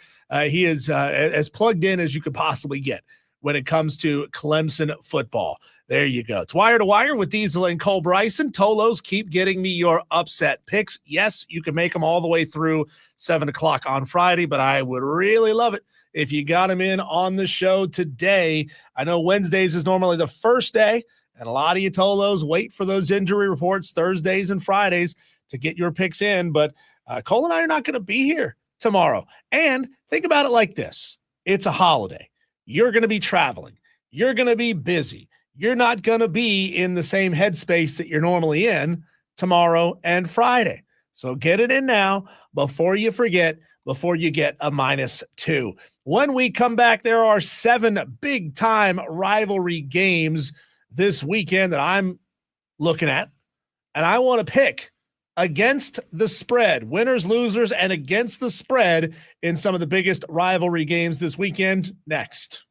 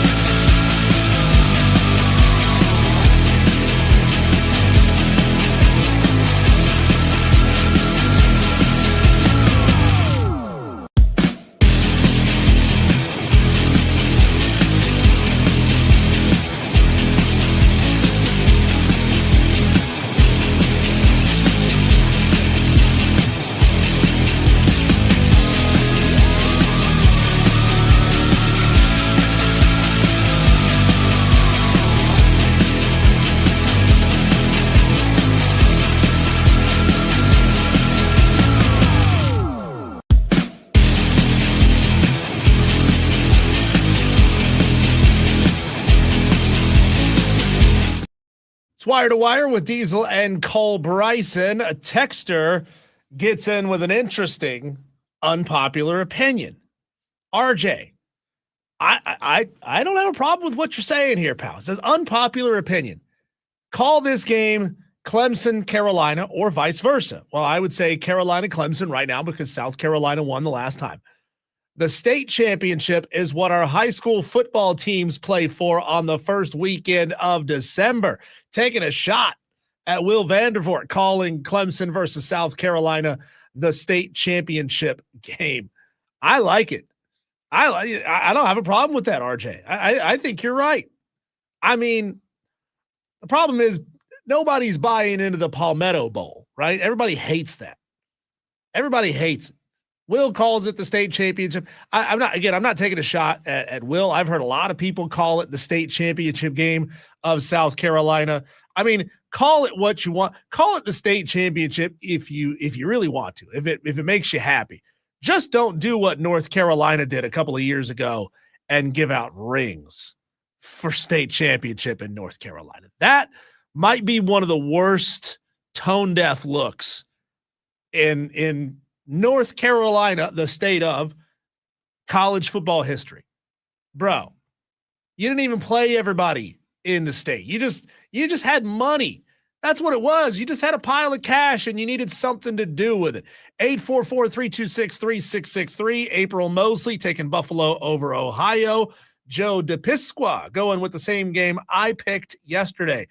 Joe, I don't know if this will change your opinion or not, but I picked the same game as you, Troy, plus 6.5 over Southern Miss. Both of these are 7-4 football teams. The winner goes to the Sun Belt Championship game against James Madison. Quick picks in the seven, not the seven, but 7 of the biggest rivalry games this weekend. I'll run through them quickly. You can tell me if I'm right or wrong on the text line. Ole Miss minus 7.5 at Mississippi State. I got the Rebels covering here because the Rebels are mad. Ole Miss is mad. They're better than Mississippi State. Mississippi State's not a bad football team, but Ole Miss is 6-5 against the spread, and that Bulldog defense hasn't kept it close against any quality teams lately. So I think this is going to be a blowout game on Black Friday. Georgia minus 13.5 against Georgia Tech. 5-5 against the spread are the Bulldogs this weekend. I say the Bulldogs win and cover because same with Mississippi State. That Georgia Tech defense has given up a ton of points, 42, 36, and 48 in their last 3 games, respectively. Bad at math here, but that's somewhere in the range of giving up 40 points a game. Georgia's going to score that on you in the first half if you're not careful, Georgia Tech. Then we got Indiana minus 28.5 over Purdue. They're going to win. Indiana will win the game, but man, 28.5 is a lot of points. And Indiana's offense hasn't exactly been mind-blowing over the past couple of weeks for them relative to their standard, which is 65 points a game. They scored 27 and 31 the last 2 weeks. Relative to their standard, that's essentially an anemic offense, if you want to call it that. So Indiana wins the game, but does not cover. I got A&M minus 2.5 against Texas. A&M's going to win. They're going to cover. All they need to do is win by a field goal. They had their hiccup in the first half against South Carolina. Ain't nothing slowing that Aggie train down. Ohio State minus 9.5 at Michigan. Ohio State wins the game, but Michigan covers. Another tight football game, but Ryan Day finally gets that Michigan monkey off his back. I still got Ohio State as my national championship team. They lose to Michigan. That's not going to change anything except maybe strengthens Michigan's case for getting into the college football playoff. Oregon minus 6.5 at Washington. Oregon wins, doesn't cover. Washington is a very sneaky, very quiet 8-3 team that can score. I like Oregon to win the game, but a tight football game on the road at Washington Husky Stadium. Vandy at Tennessee minus 3.5. Vandy wins this game in an upset, which means they also cover.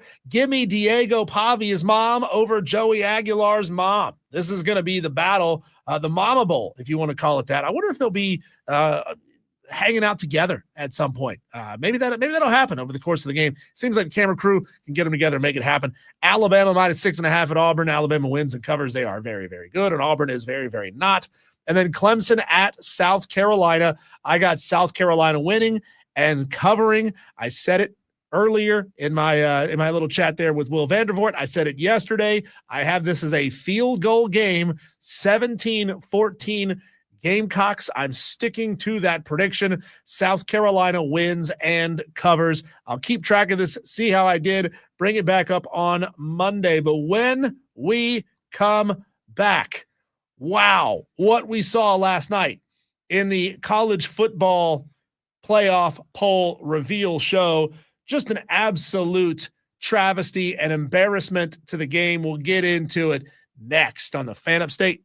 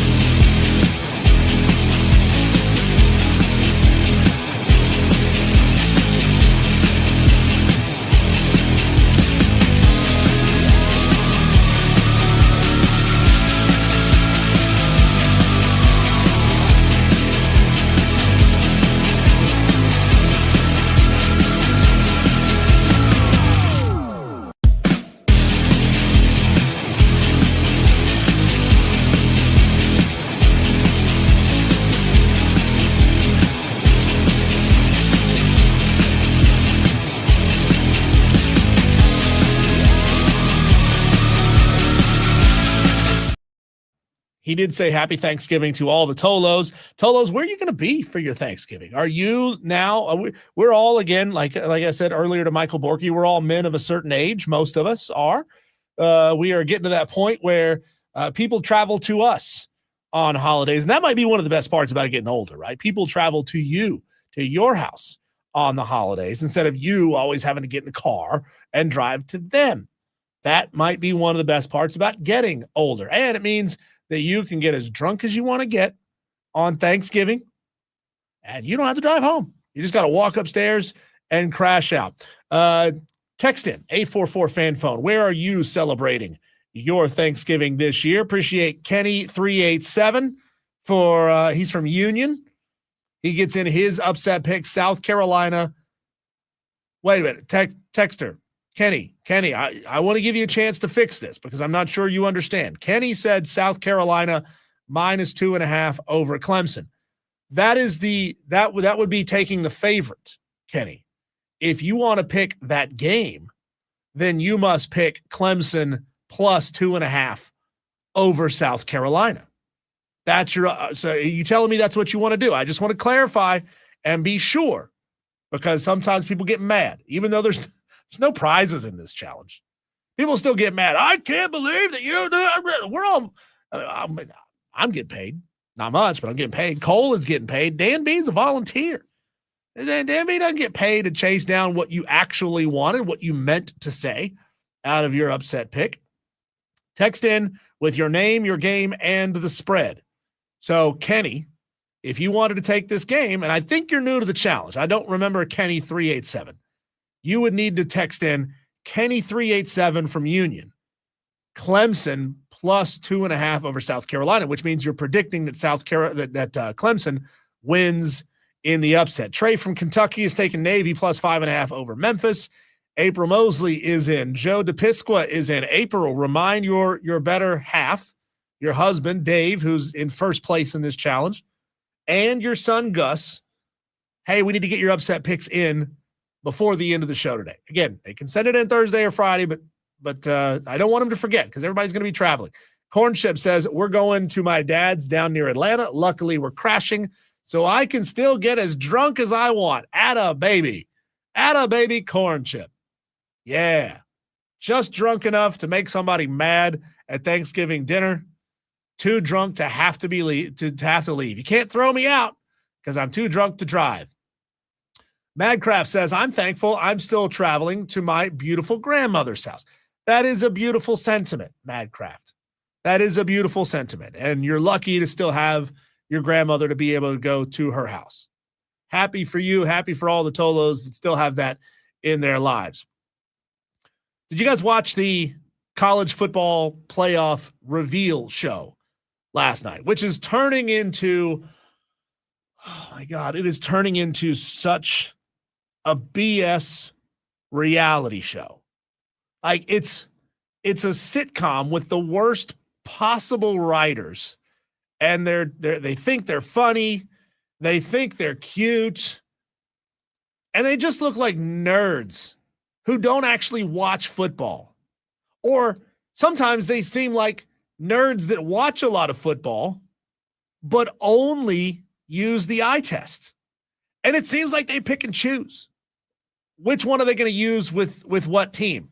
I mean, you got this show, and I don't want them moving teams around just for the sake of drama and just to give people something to talk about over the course of the week. And that's kind of what happened through most of the top 11. There was only 2 teams that moved inside the top 10. And what did they do? They penalized Ole Miss for having a bye week late in the season.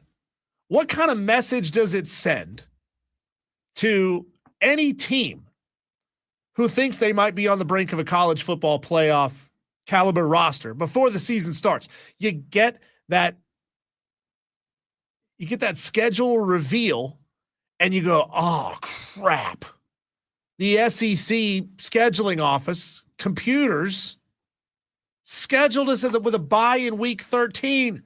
That's going to screw us. And that's exactly what happened to Ole Miss. They got jumped for the second week in a row. Last week it was by Texas Tech. Yesterday it was by Oregon. I mean, I'm not trying to take anything away from Oregon. They beat USC by 15 at home. 2-touchdown win against the top 25 team. You deserve credit for that. But you shouldn't be able to jump a team just because they didn't play. Like, the data points are already in. Oregon was catching up because they already had their bye weeks. Oregon was catching up. Ole Miss already has their data points in there. And so, as I talked about earlier with Michael Borkey, he brought this up. That certainly puts at risk Ole Miss's ability to host a postseason game. And the fine folks in Mississippi could be losing out on millions and millions and millions of dollars that they desperately need. I don't know if you know this. Mississippi, not the most economically viable program or state in the union. The state of Mississippi could use $100 million of cash infusion into the Oxford area. I'm not saying that they're poor in Oxford. I'm just saying, for the most part, they're poor in Mississippi. And Oregon, they got the money up there. They got Nike money floating around, you know? You kick over a rock, and there's a $100 bill under it. Why? Because Nike is there. It's everywhere. And maybe I'm being silly. Maybe you can't make those decisions based on economic factors if somebody gets to host a game, but come on. You don't jump a team just because they were off. There's still time. There's still another week of rankings to come out. And then we got, of course, championship week. But Ole Miss is on a 4-game win streak. 10-point win against Florida. Shutout win against the Citadel. It's hard to shut out anybody, but they beat them 49-0. Blowout win over South Carolina, 16 points. Convincing win against the top 15 Oklahoma. Beat them by 8 on their field.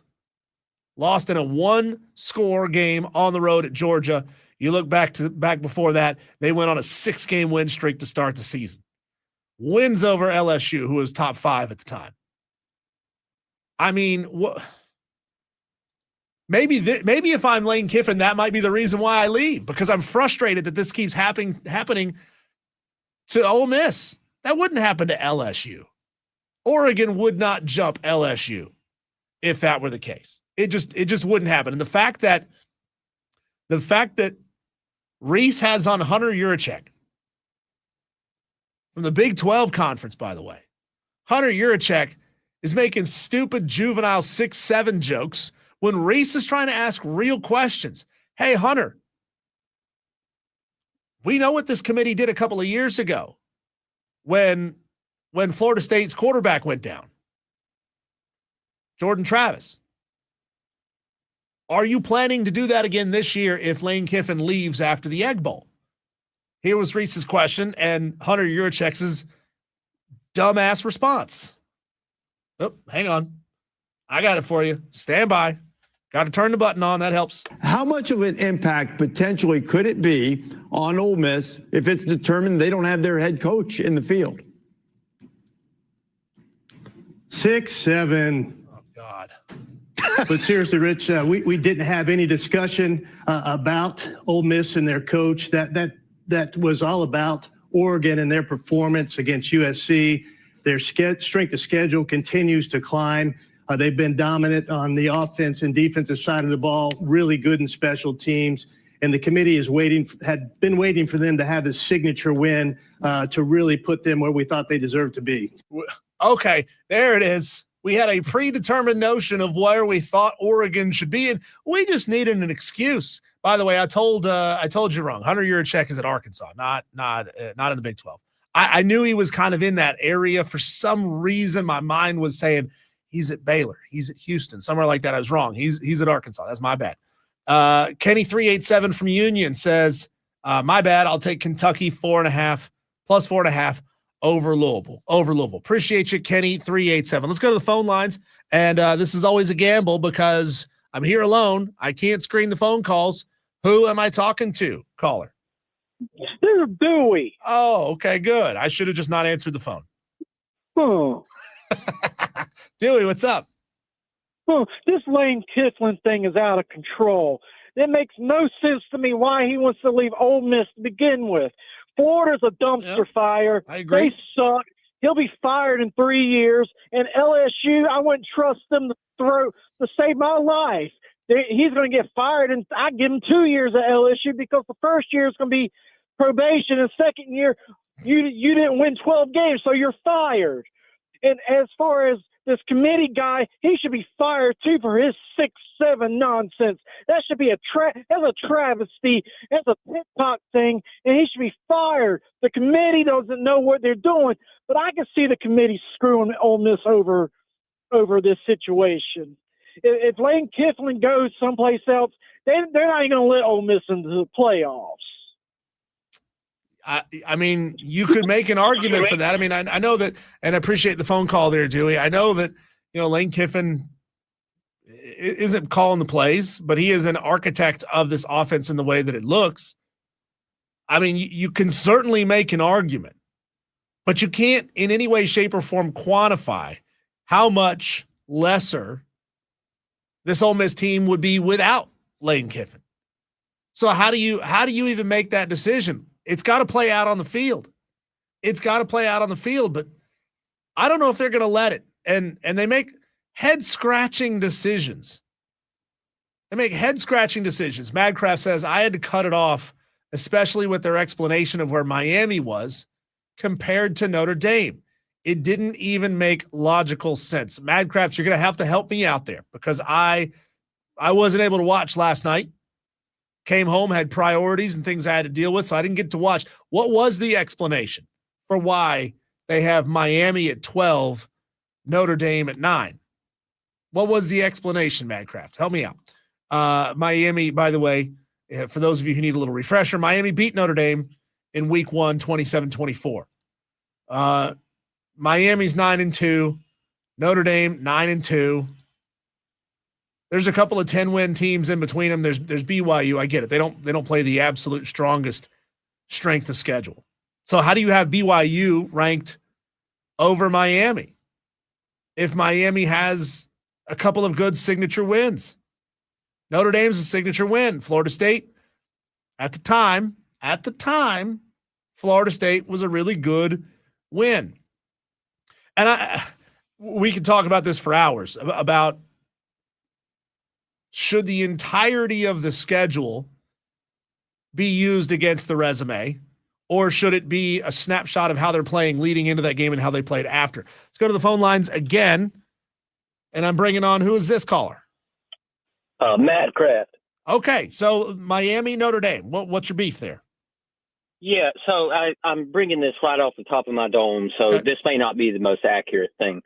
But when they started talking about it, he started saying, one of the things this committee's really looking at right now is, when you got this Miami team and this Notre Dame team sitting at the same record, what's the committee going to look at? They're going to look at common opponents. So just look at Syracuse, for example. He was like, Syracuse, and I was like, bro, hold on a minute. Head to head, bro. Wait. Head to head. Yeah, I was like, it would be crazy if these teams would have met on the field at one point, wouldn't it? But look, my thing is I'm not upset at where Miami is. Okay, I'm a realistic person. I knew us taking those 2 losses definitely didn't help us. We've dug our hole. We've got work to do, and we need help. And that's flat out.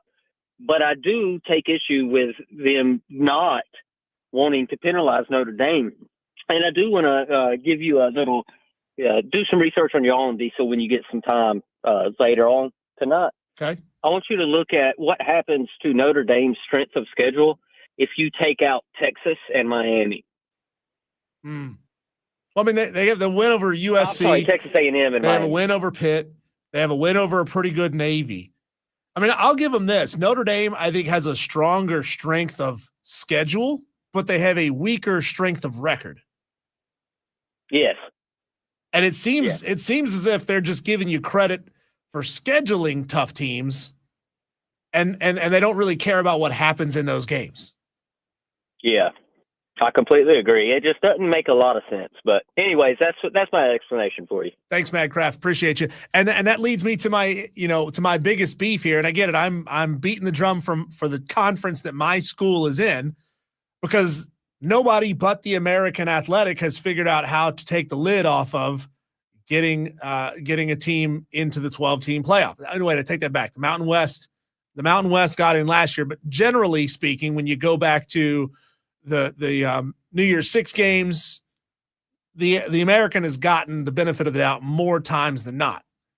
And what I can't figure out here, and I'm not debating that James Madison should be ranked higher than Tulane, but to not even have them ranked at all, I think is the big tragedy here, because everybody knows if you're on that list and you get a win, you get a little extra credit for that win, right? So if James Madison is the 25th best team, they're 10-1. If you rank them above Arizona and they get a win this weekend, well, now it's almost like you get extra credit for winning when you're inside the top 25, but you can't get that credit until they put you inside the top 25. It's like that old argument, well, we couldn't hire you for this role because you don't have any experience. Well, I can't get any experience until you take a risk and hire me for the role. It's unbelievable. It's unbelievable. Tulane has wins over two garbage Power 4 teams, and they got blown out when they played somebody good. James Madison has a win over Washington State, and they played a pretty good Louisville to a one-score game. It baffles me. It makes me scratch my head. It makes me angry. I'm going to ask that question of Bill Bender coming up in the very next segment to make that make sense, especially if I'm a fan of a team that wears purple and throws streamers when we score touchdowns. Maybe that's why. Why? Why isn't James Madison getting any love? We'll talk to Bill Bender, the Sporting News, about it next.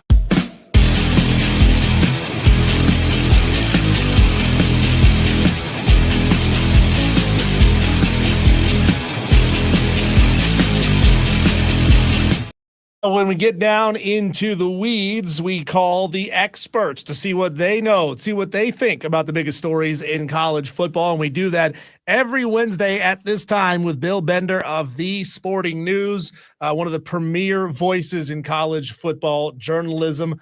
Bill, the question that everybody wants to know is, what are you doing for Thanksgiving? Are you staying at home? Have you reached that point in your life where everyone comes to you, or do you still have to do a lot of travel on Thanksgiving? Minimal travel this year. The weather might get in the way here in Ohio, but we'll head down to my sister. She lives like 20 minutes away, and be able to do that tomorrow, and then we'll have something at home as well. So, yeah, I mean, my big trip will be, on Friday. I'll be driving up to Ann Arbor, so we are hoping that the weather holds up. Okay. No, any risk for some planes, trains, and automobiles weather, or is it going to be a little calmer than that? Sounds like they might get some snow this way. Right. And fitting, for those of us who know the history of this rivalry, 75 years ago, Ohio State and Michigan played in the Snow Bowl. And for those who don't know about the Snow Bowl, the teams punted 45 times. They played in the Great Blizzard. They call it the Great Thanksgiving Blizzard of 1950. You can look that up. It's wild. The game story is just crazy. And Michigan won the game fittingly on a blocked punt. And as they say in Central Ohio, 50,000 people attended that game, but depending on who you ask up here, there were 5 million people at that game. Bill, it feels weird, and maybe this is a modern thing, that now we can kind of gauge when something happened by saying it was pre-COVID or post-COVID. The only time Ryan Day has beaten Michigan was pre-COVID. It was 2019. All we ever hear is that beating Michigan means more to Ohio State fans than just about anything else. What happens to Ryan Day if he fails to beat Michigan again, even though he just won a national championship, and even though his team is still of the caliber that they could go win another one?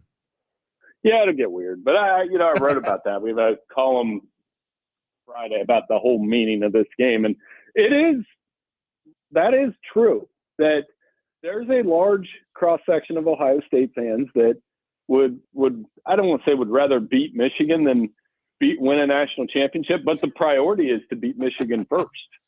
And I no matter how many times or how many editors or how many coworkers I explained this to, I was like, you just got to live here to know that. And I think he would be on the hot seat. It's such a weird juxtaposition to have a coach who has a better winning percentage than Newt Rockne, that also might but the record we remember around here is like 1-4. I can tell you pretty much every Michigan and Ohio State coach's record against the other one since Woody and Bo. Talking to Bill Bender at BillBender92 on Twitter is where you can find and follow him. Bill, my team just had one of those anniversary recognition moments on the field last week, 20 years since the first FCS national championship. Maybe years down the road, people will still remember Cade Klubnik's name because he's put up some big time numbers and broken some records. But, I don't know that there's ever going to be a 20th anniversary on-field recognition for this 2025 Clemson team. Would you say that this season ultimately has been a waste for Clemson and it is ultimately forgettable for its fans? Well, I don't know about waste. I mean, you can always, again, if you beat South Carolina, win a bowl game, there's always something there. And these kids are putting the effort out there, so I don't want to call it that. But, obviously disappointing in some ways, given where they started. I was asked on an earlier hit today who's been the most disappointing team this season. It's hard not to put Penn State there too. Penn State, Clemson, Florida, all ranked in the top 25 to start the season. Clemson's in a bowl game, right? They're bowl eligible now. Yep. But Penn State, Florida, and Kansas State aren't, and that's just easy fodder for the preseason polls don't matter crowd. Bill, mountain or molehill that Hunter Yurachek was so cavalier about Ole Miss last night and the switching between 6th and 7th place of Oregon and Ole Miss? You know, he used the whole 6-7 thing, and the father of two kids that are 14 and 11. I'm glad he did, because when people like Hunter Yurachek start saying things like that, it's going to get retired. You know what I mean? So he's doing the Lord's work there. I mean, I didn't have a problem with that. I think Oregon, to me, it's more of a debate between Texas Tech and Oregon than Oregon and Ole Miss.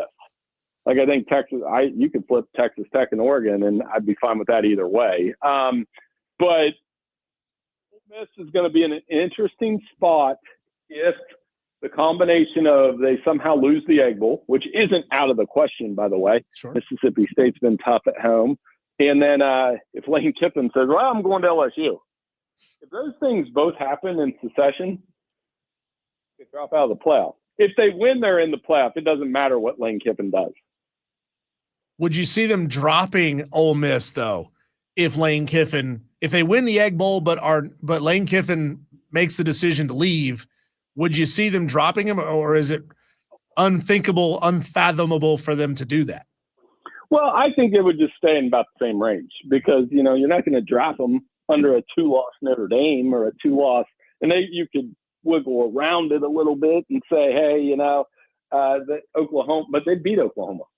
So, I mean, to me, you can't really drop them below them, whether or not the coach is there, and penalize the kids. Now, everybody will point to the Florida State thing. I think this is a completely different situation, honestly. And it kind of is not ideal for Ole Miss, and that's putting it lightly, because they're having this special season. And if their coach leaves, I'm picturing this environment where Ole Miss hosts a playoff game, Lane Kiffin leaves for LSU, and what's that atmosphere going to be like? Who's the interim coach going to be? And, the way we have it seeded out right now, we have playing Alabama in the first round of the playoff. That would be ironic on so many levels. Well, but you said there you can't drop Ole Miss below a two-loss Notre Dame, but they dropped Miami, still have them have a 2-loss Miami below a 2-loss Notre Dame that they beat in a head-to-head matchup. So what do they value here? Do they value strength of schedule? Do they value strength of record, or do they value head-to-head? Because it seems like all they care about is you play the most number of teams that have numbers next to their name, whether you win them or not. Yeah, I don't know. I mean, I think all of us, here's going to be a super political answer. I think all of us look at this thing differently. I don't know how some of those committee members do. For me, I always revert back to this statement. One time, Bill Hancock, the former executive director of this thing, he told me it's got to come down to who you play. Okay. I always revert back to that. Who did you play? You beat, then who did you lose to? That's the order I think they look at it in. And, if you have a couple quote unquote good losses like Notre Dame does, like I'm one of the people, and granted went to a Catholic school for 12 years, but I have no problem with them putting Notre Dame over Miami. I've just watched these teams the last month, and I know they won the game and the games have to matter, but if it's close, and it could get really close, I could see them. I don't think they can. I guess if Miami beat Pitt by a ton, but Notre Dame also did, they could make this a thing over the next 2 weeks. But I just don't see a 10-2 Notre Dame team being left out. I'm going to ask you 3 rapid-fire questions about Lane Kiffin. Then I promise this is all I'm going to ask you about Lane, and I want you to answer in as few words as possible. Okay? If Lane leaves Ole Miss, Rebels fans' response will be what? Get out of town. If Lane Kiffin leaves Ole Miss, Rebels fans' response should be what? Get out of town. Okay. I mean, if you don't want to be here, don't be here. Okay. And last one for you, and this is a loaded question because, man, the Brian Kelly LSU thing is the gift that keeps on giving. If Lane Kiffin takes the LSU job, will he eventually regret it? Because I think it gives him a better chance. As much as he's done a fantastic job at Ole Miss, and I give him credit for that, 3 of the last 4 guys that took that LSU job won national titles. I think Lane Kiffin's matured. You know, he still has moments, but obviously this is one of them. And I'm going to be honest, a lot of people are going to skewer him if he leaves during the middle of a playoff race. But my question, Diesel, is this: when are you supposed to leave? I'm not defending it, but I'm just asking, like, do you want him to be the coach of LSU on signing day while still being at Ole Miss? Do you think anybody's going to think that's a good idea? That's true, but I would say, Bill, I mean, if Lane Kiffin gets his team into the playoff, and it seems likely that they will, then he's going to be highly sought after every single year, right? I mean, LSU in Florida is open this year, but that's not to say that next year, 2 more high-profile jobs, insert whatever schools you want here, that they'll be open. I mean, what if there is some truth to the Steve Sarkisian wants to leave rumors, even though Steve has tamped those out? And what if Texas becomes available? You know, like great jobs are going to become available almost every single year for Lane, and he's always going to be sought after until he officially hangs it up for good. Well, but my counter to that is if he wants the LSU job, who are we to tell him not to take it? Yeah. You know, I'm glad we're actually disagreeing a little bit here. This makes for good radio. Like, I'm not defending him leave, but that's going to be the reaction if he leaves. You know what I would actually react stronger to? If on about 11:55, when I'm in the press box for this High State game, if Lane Kiffin just announces, "Hey, I'm staying," I'm going to be super annoyed.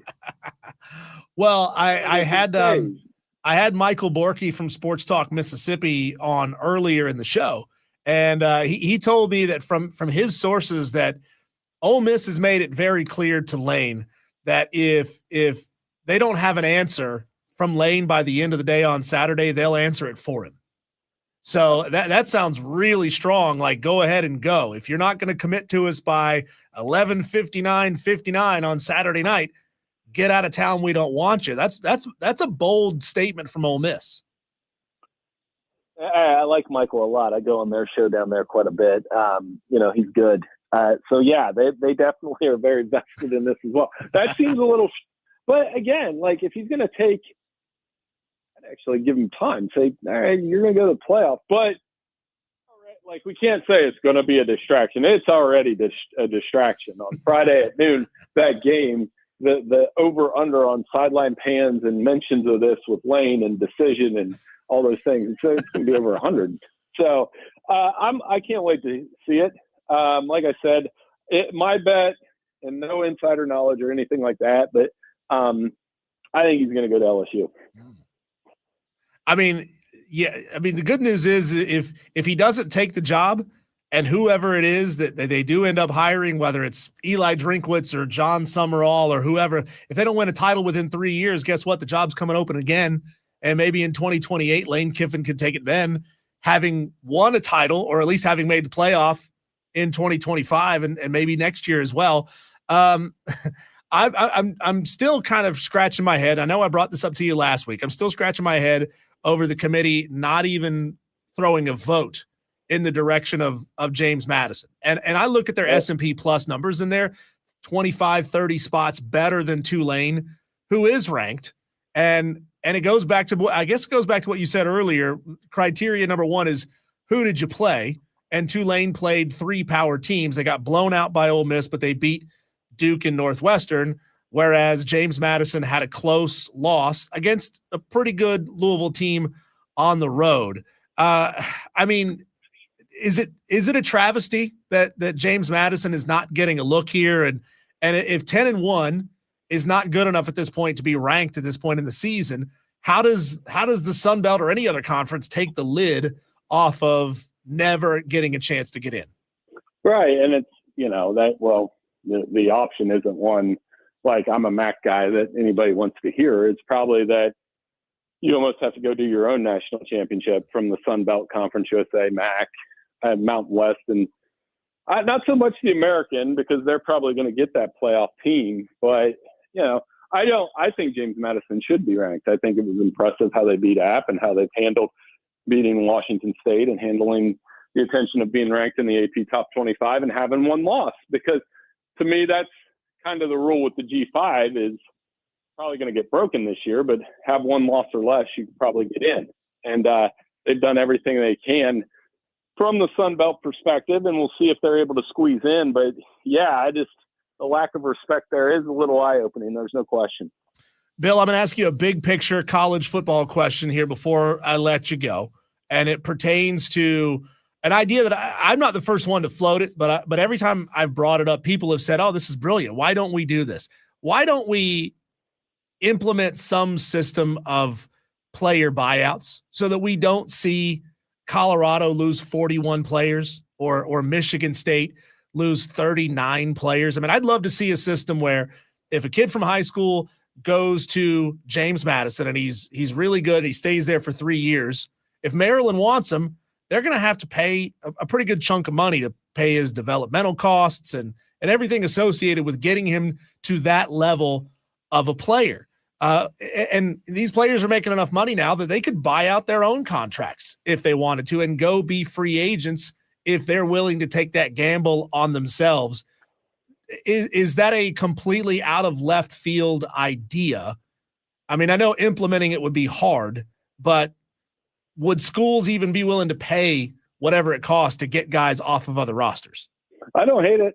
I don't hate it at all because, that's the big thing where you have to re-recruit guys now. And you put all the work into recruiting a player, then they're going to leave after 1 year. And this was part of, there's checks and balances to that. I think that would be a reward, like you said, for the development of some of these players that they can go somewhere else. And with the money involved now, you probably could buy that out. So, and there's less, we can no longer say these kids aren't getting anything. Sure. Because they are, right? So I think that is something that's an excellent idea, and I would support it. I like the idea of, you leave after your freshman year, it costs $50K to get them off a roster. After their sophomore year, it costs $150K and then $250K. And these players, like I said, they're making money. They could buy out their own contracts if they really believe in themselves to go hit the open market. Bill, I appreciate you as always. Looking forward to talking to you after rivalry weekend. Oh, 2 more questions for you. Clemson, South Carolina, initial thoughts. I've got South Carolina winning 17-14.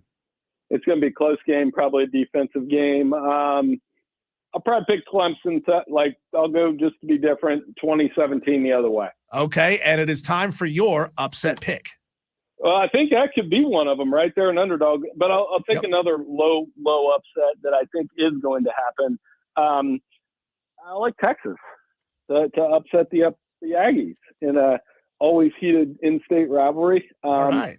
And then that shakes up the SEC championship picture a little bit. I've seen some of the scenarios. One of our listeners sent me a graphic earlier of the what-if scenarios if certain teams win their conference championship games. Meanwhile, I'm over here, a Sun Belt fan, the only conference that enjoys divisions that is essentially decided now between 3 different teams. James Madison is in, and it's the winner of Troy versus Southern Miss. It's so simple. It's so clean. I love it. I wish we could all go back to it, but hey, some people just want to live dangerously, Bill. Hey, if you want to look at the ACC scenarios, you got to put on Goodwill Hunting and look at that chalkboard. That's what it looks like. Bill, you're the best. I appreciate you as always. Thanks, man. Great Thanksgiving. Appreciate you. Thank you as well. Bill Bender, The Sporting News. We have him on every single Wednesday at this time. Close win for the Tigers. That's what he's calling for. Close win for the Tigers. That's what Will Vandervort was calling for earlier in the show. I've got South Carolina winning 17-14, just without an offensive line for Clemson. I think that equalizes this game. Just as South Carolina doesn't have a particularly strong offensive line either. When we come back, I'm going to make a push. I'm going to get to some of your upset picks. Get them to me now if you want them read on the air. And we'll talk about that on the other side of the break on the Fan Upstate.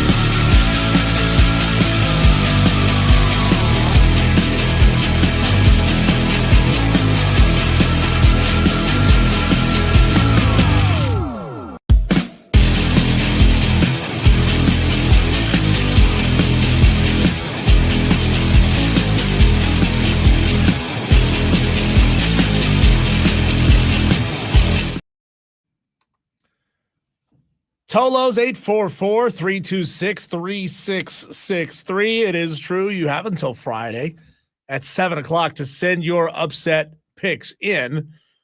But I'm not so sure that everyone's going to remember to do that. See, that's the problem. Everybody's going to be out on the road. Everybody's going to be dealing with family, watching a lot of big-time football over the next couple of days. That's why I'm pushing everyone to get your upset picks in now before the end of the show.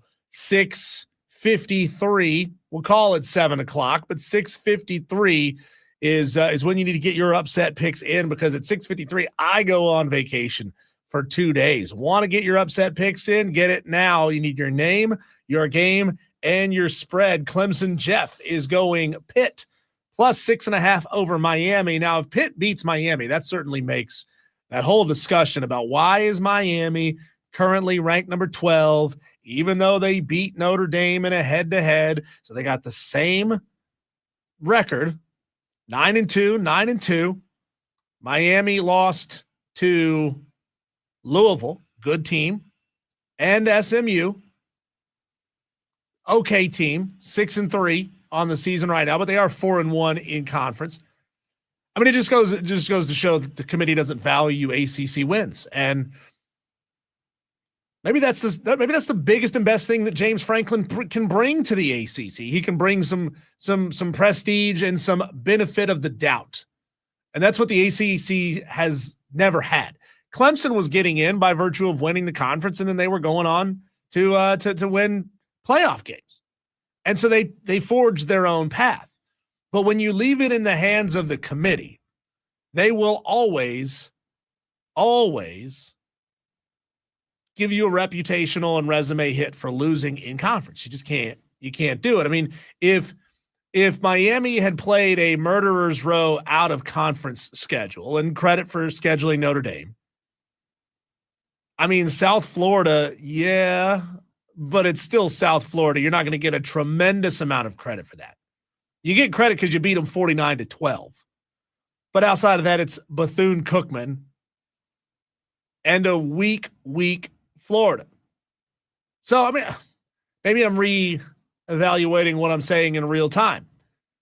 Notre Dame, good win. Florida, good win because it's still an SEC team and we know they're loaded with talent. And South Florida, who at one point was a top 20 team. They've fallen ultimately to, what is South Florida now? 8-3. I mean, what else can you do? Again, I am drawing these conclusions and making these opinions in real time. Maybe don't schedule Bethune. If you know you're in a conference that's not going to give you the benefit of the doubt, you got to do everything you can to schedule tough out of conference. And you better not lose in conference. So it's okay to lose to Notre Dame, even though they won. It would be okay to lose to Florida, but you better not ever lose to SMU. I guess that's the message that the committee is trying to send. Then again, nobody can quite figure out what message the committee is trying to send. Mike Bain is going Georgia Tech plus 13.5 over Georgia. Sorry, Mike, that one ain't happening. I think Georgia Tech might have a chance to cover, but I wouldn't put money on it. I mean, I would lay money on Georgia covering the 13.5. And I said that earlier at the end of the last hour. We went down the 7 biggest rivalry games, and I picked against the spread. And I think Georgia is going to roll Georgia Tech in Atlanta. They play him at Mercedes-Benz, by the way. They don't play him at Bobby Dodd. They play him at Mercedes-Benz. 844-326-3663. Talking about Lane Kiffin earlier with Ole Miss. Just what the vibe is in Oxford. And the natives are restless. Let's get the absolute latest on what's going on with the Ole Miss Rebels program ahead of the Egg Bowl. I'm going to talk to Michael Borkey of Sports Talk Mississippi on the other side of the break, and going to play a little Price is Right cliffhanger game with where the Egg Bowl ranks in the pantheon of head-to-head rivalry matchups. That's next.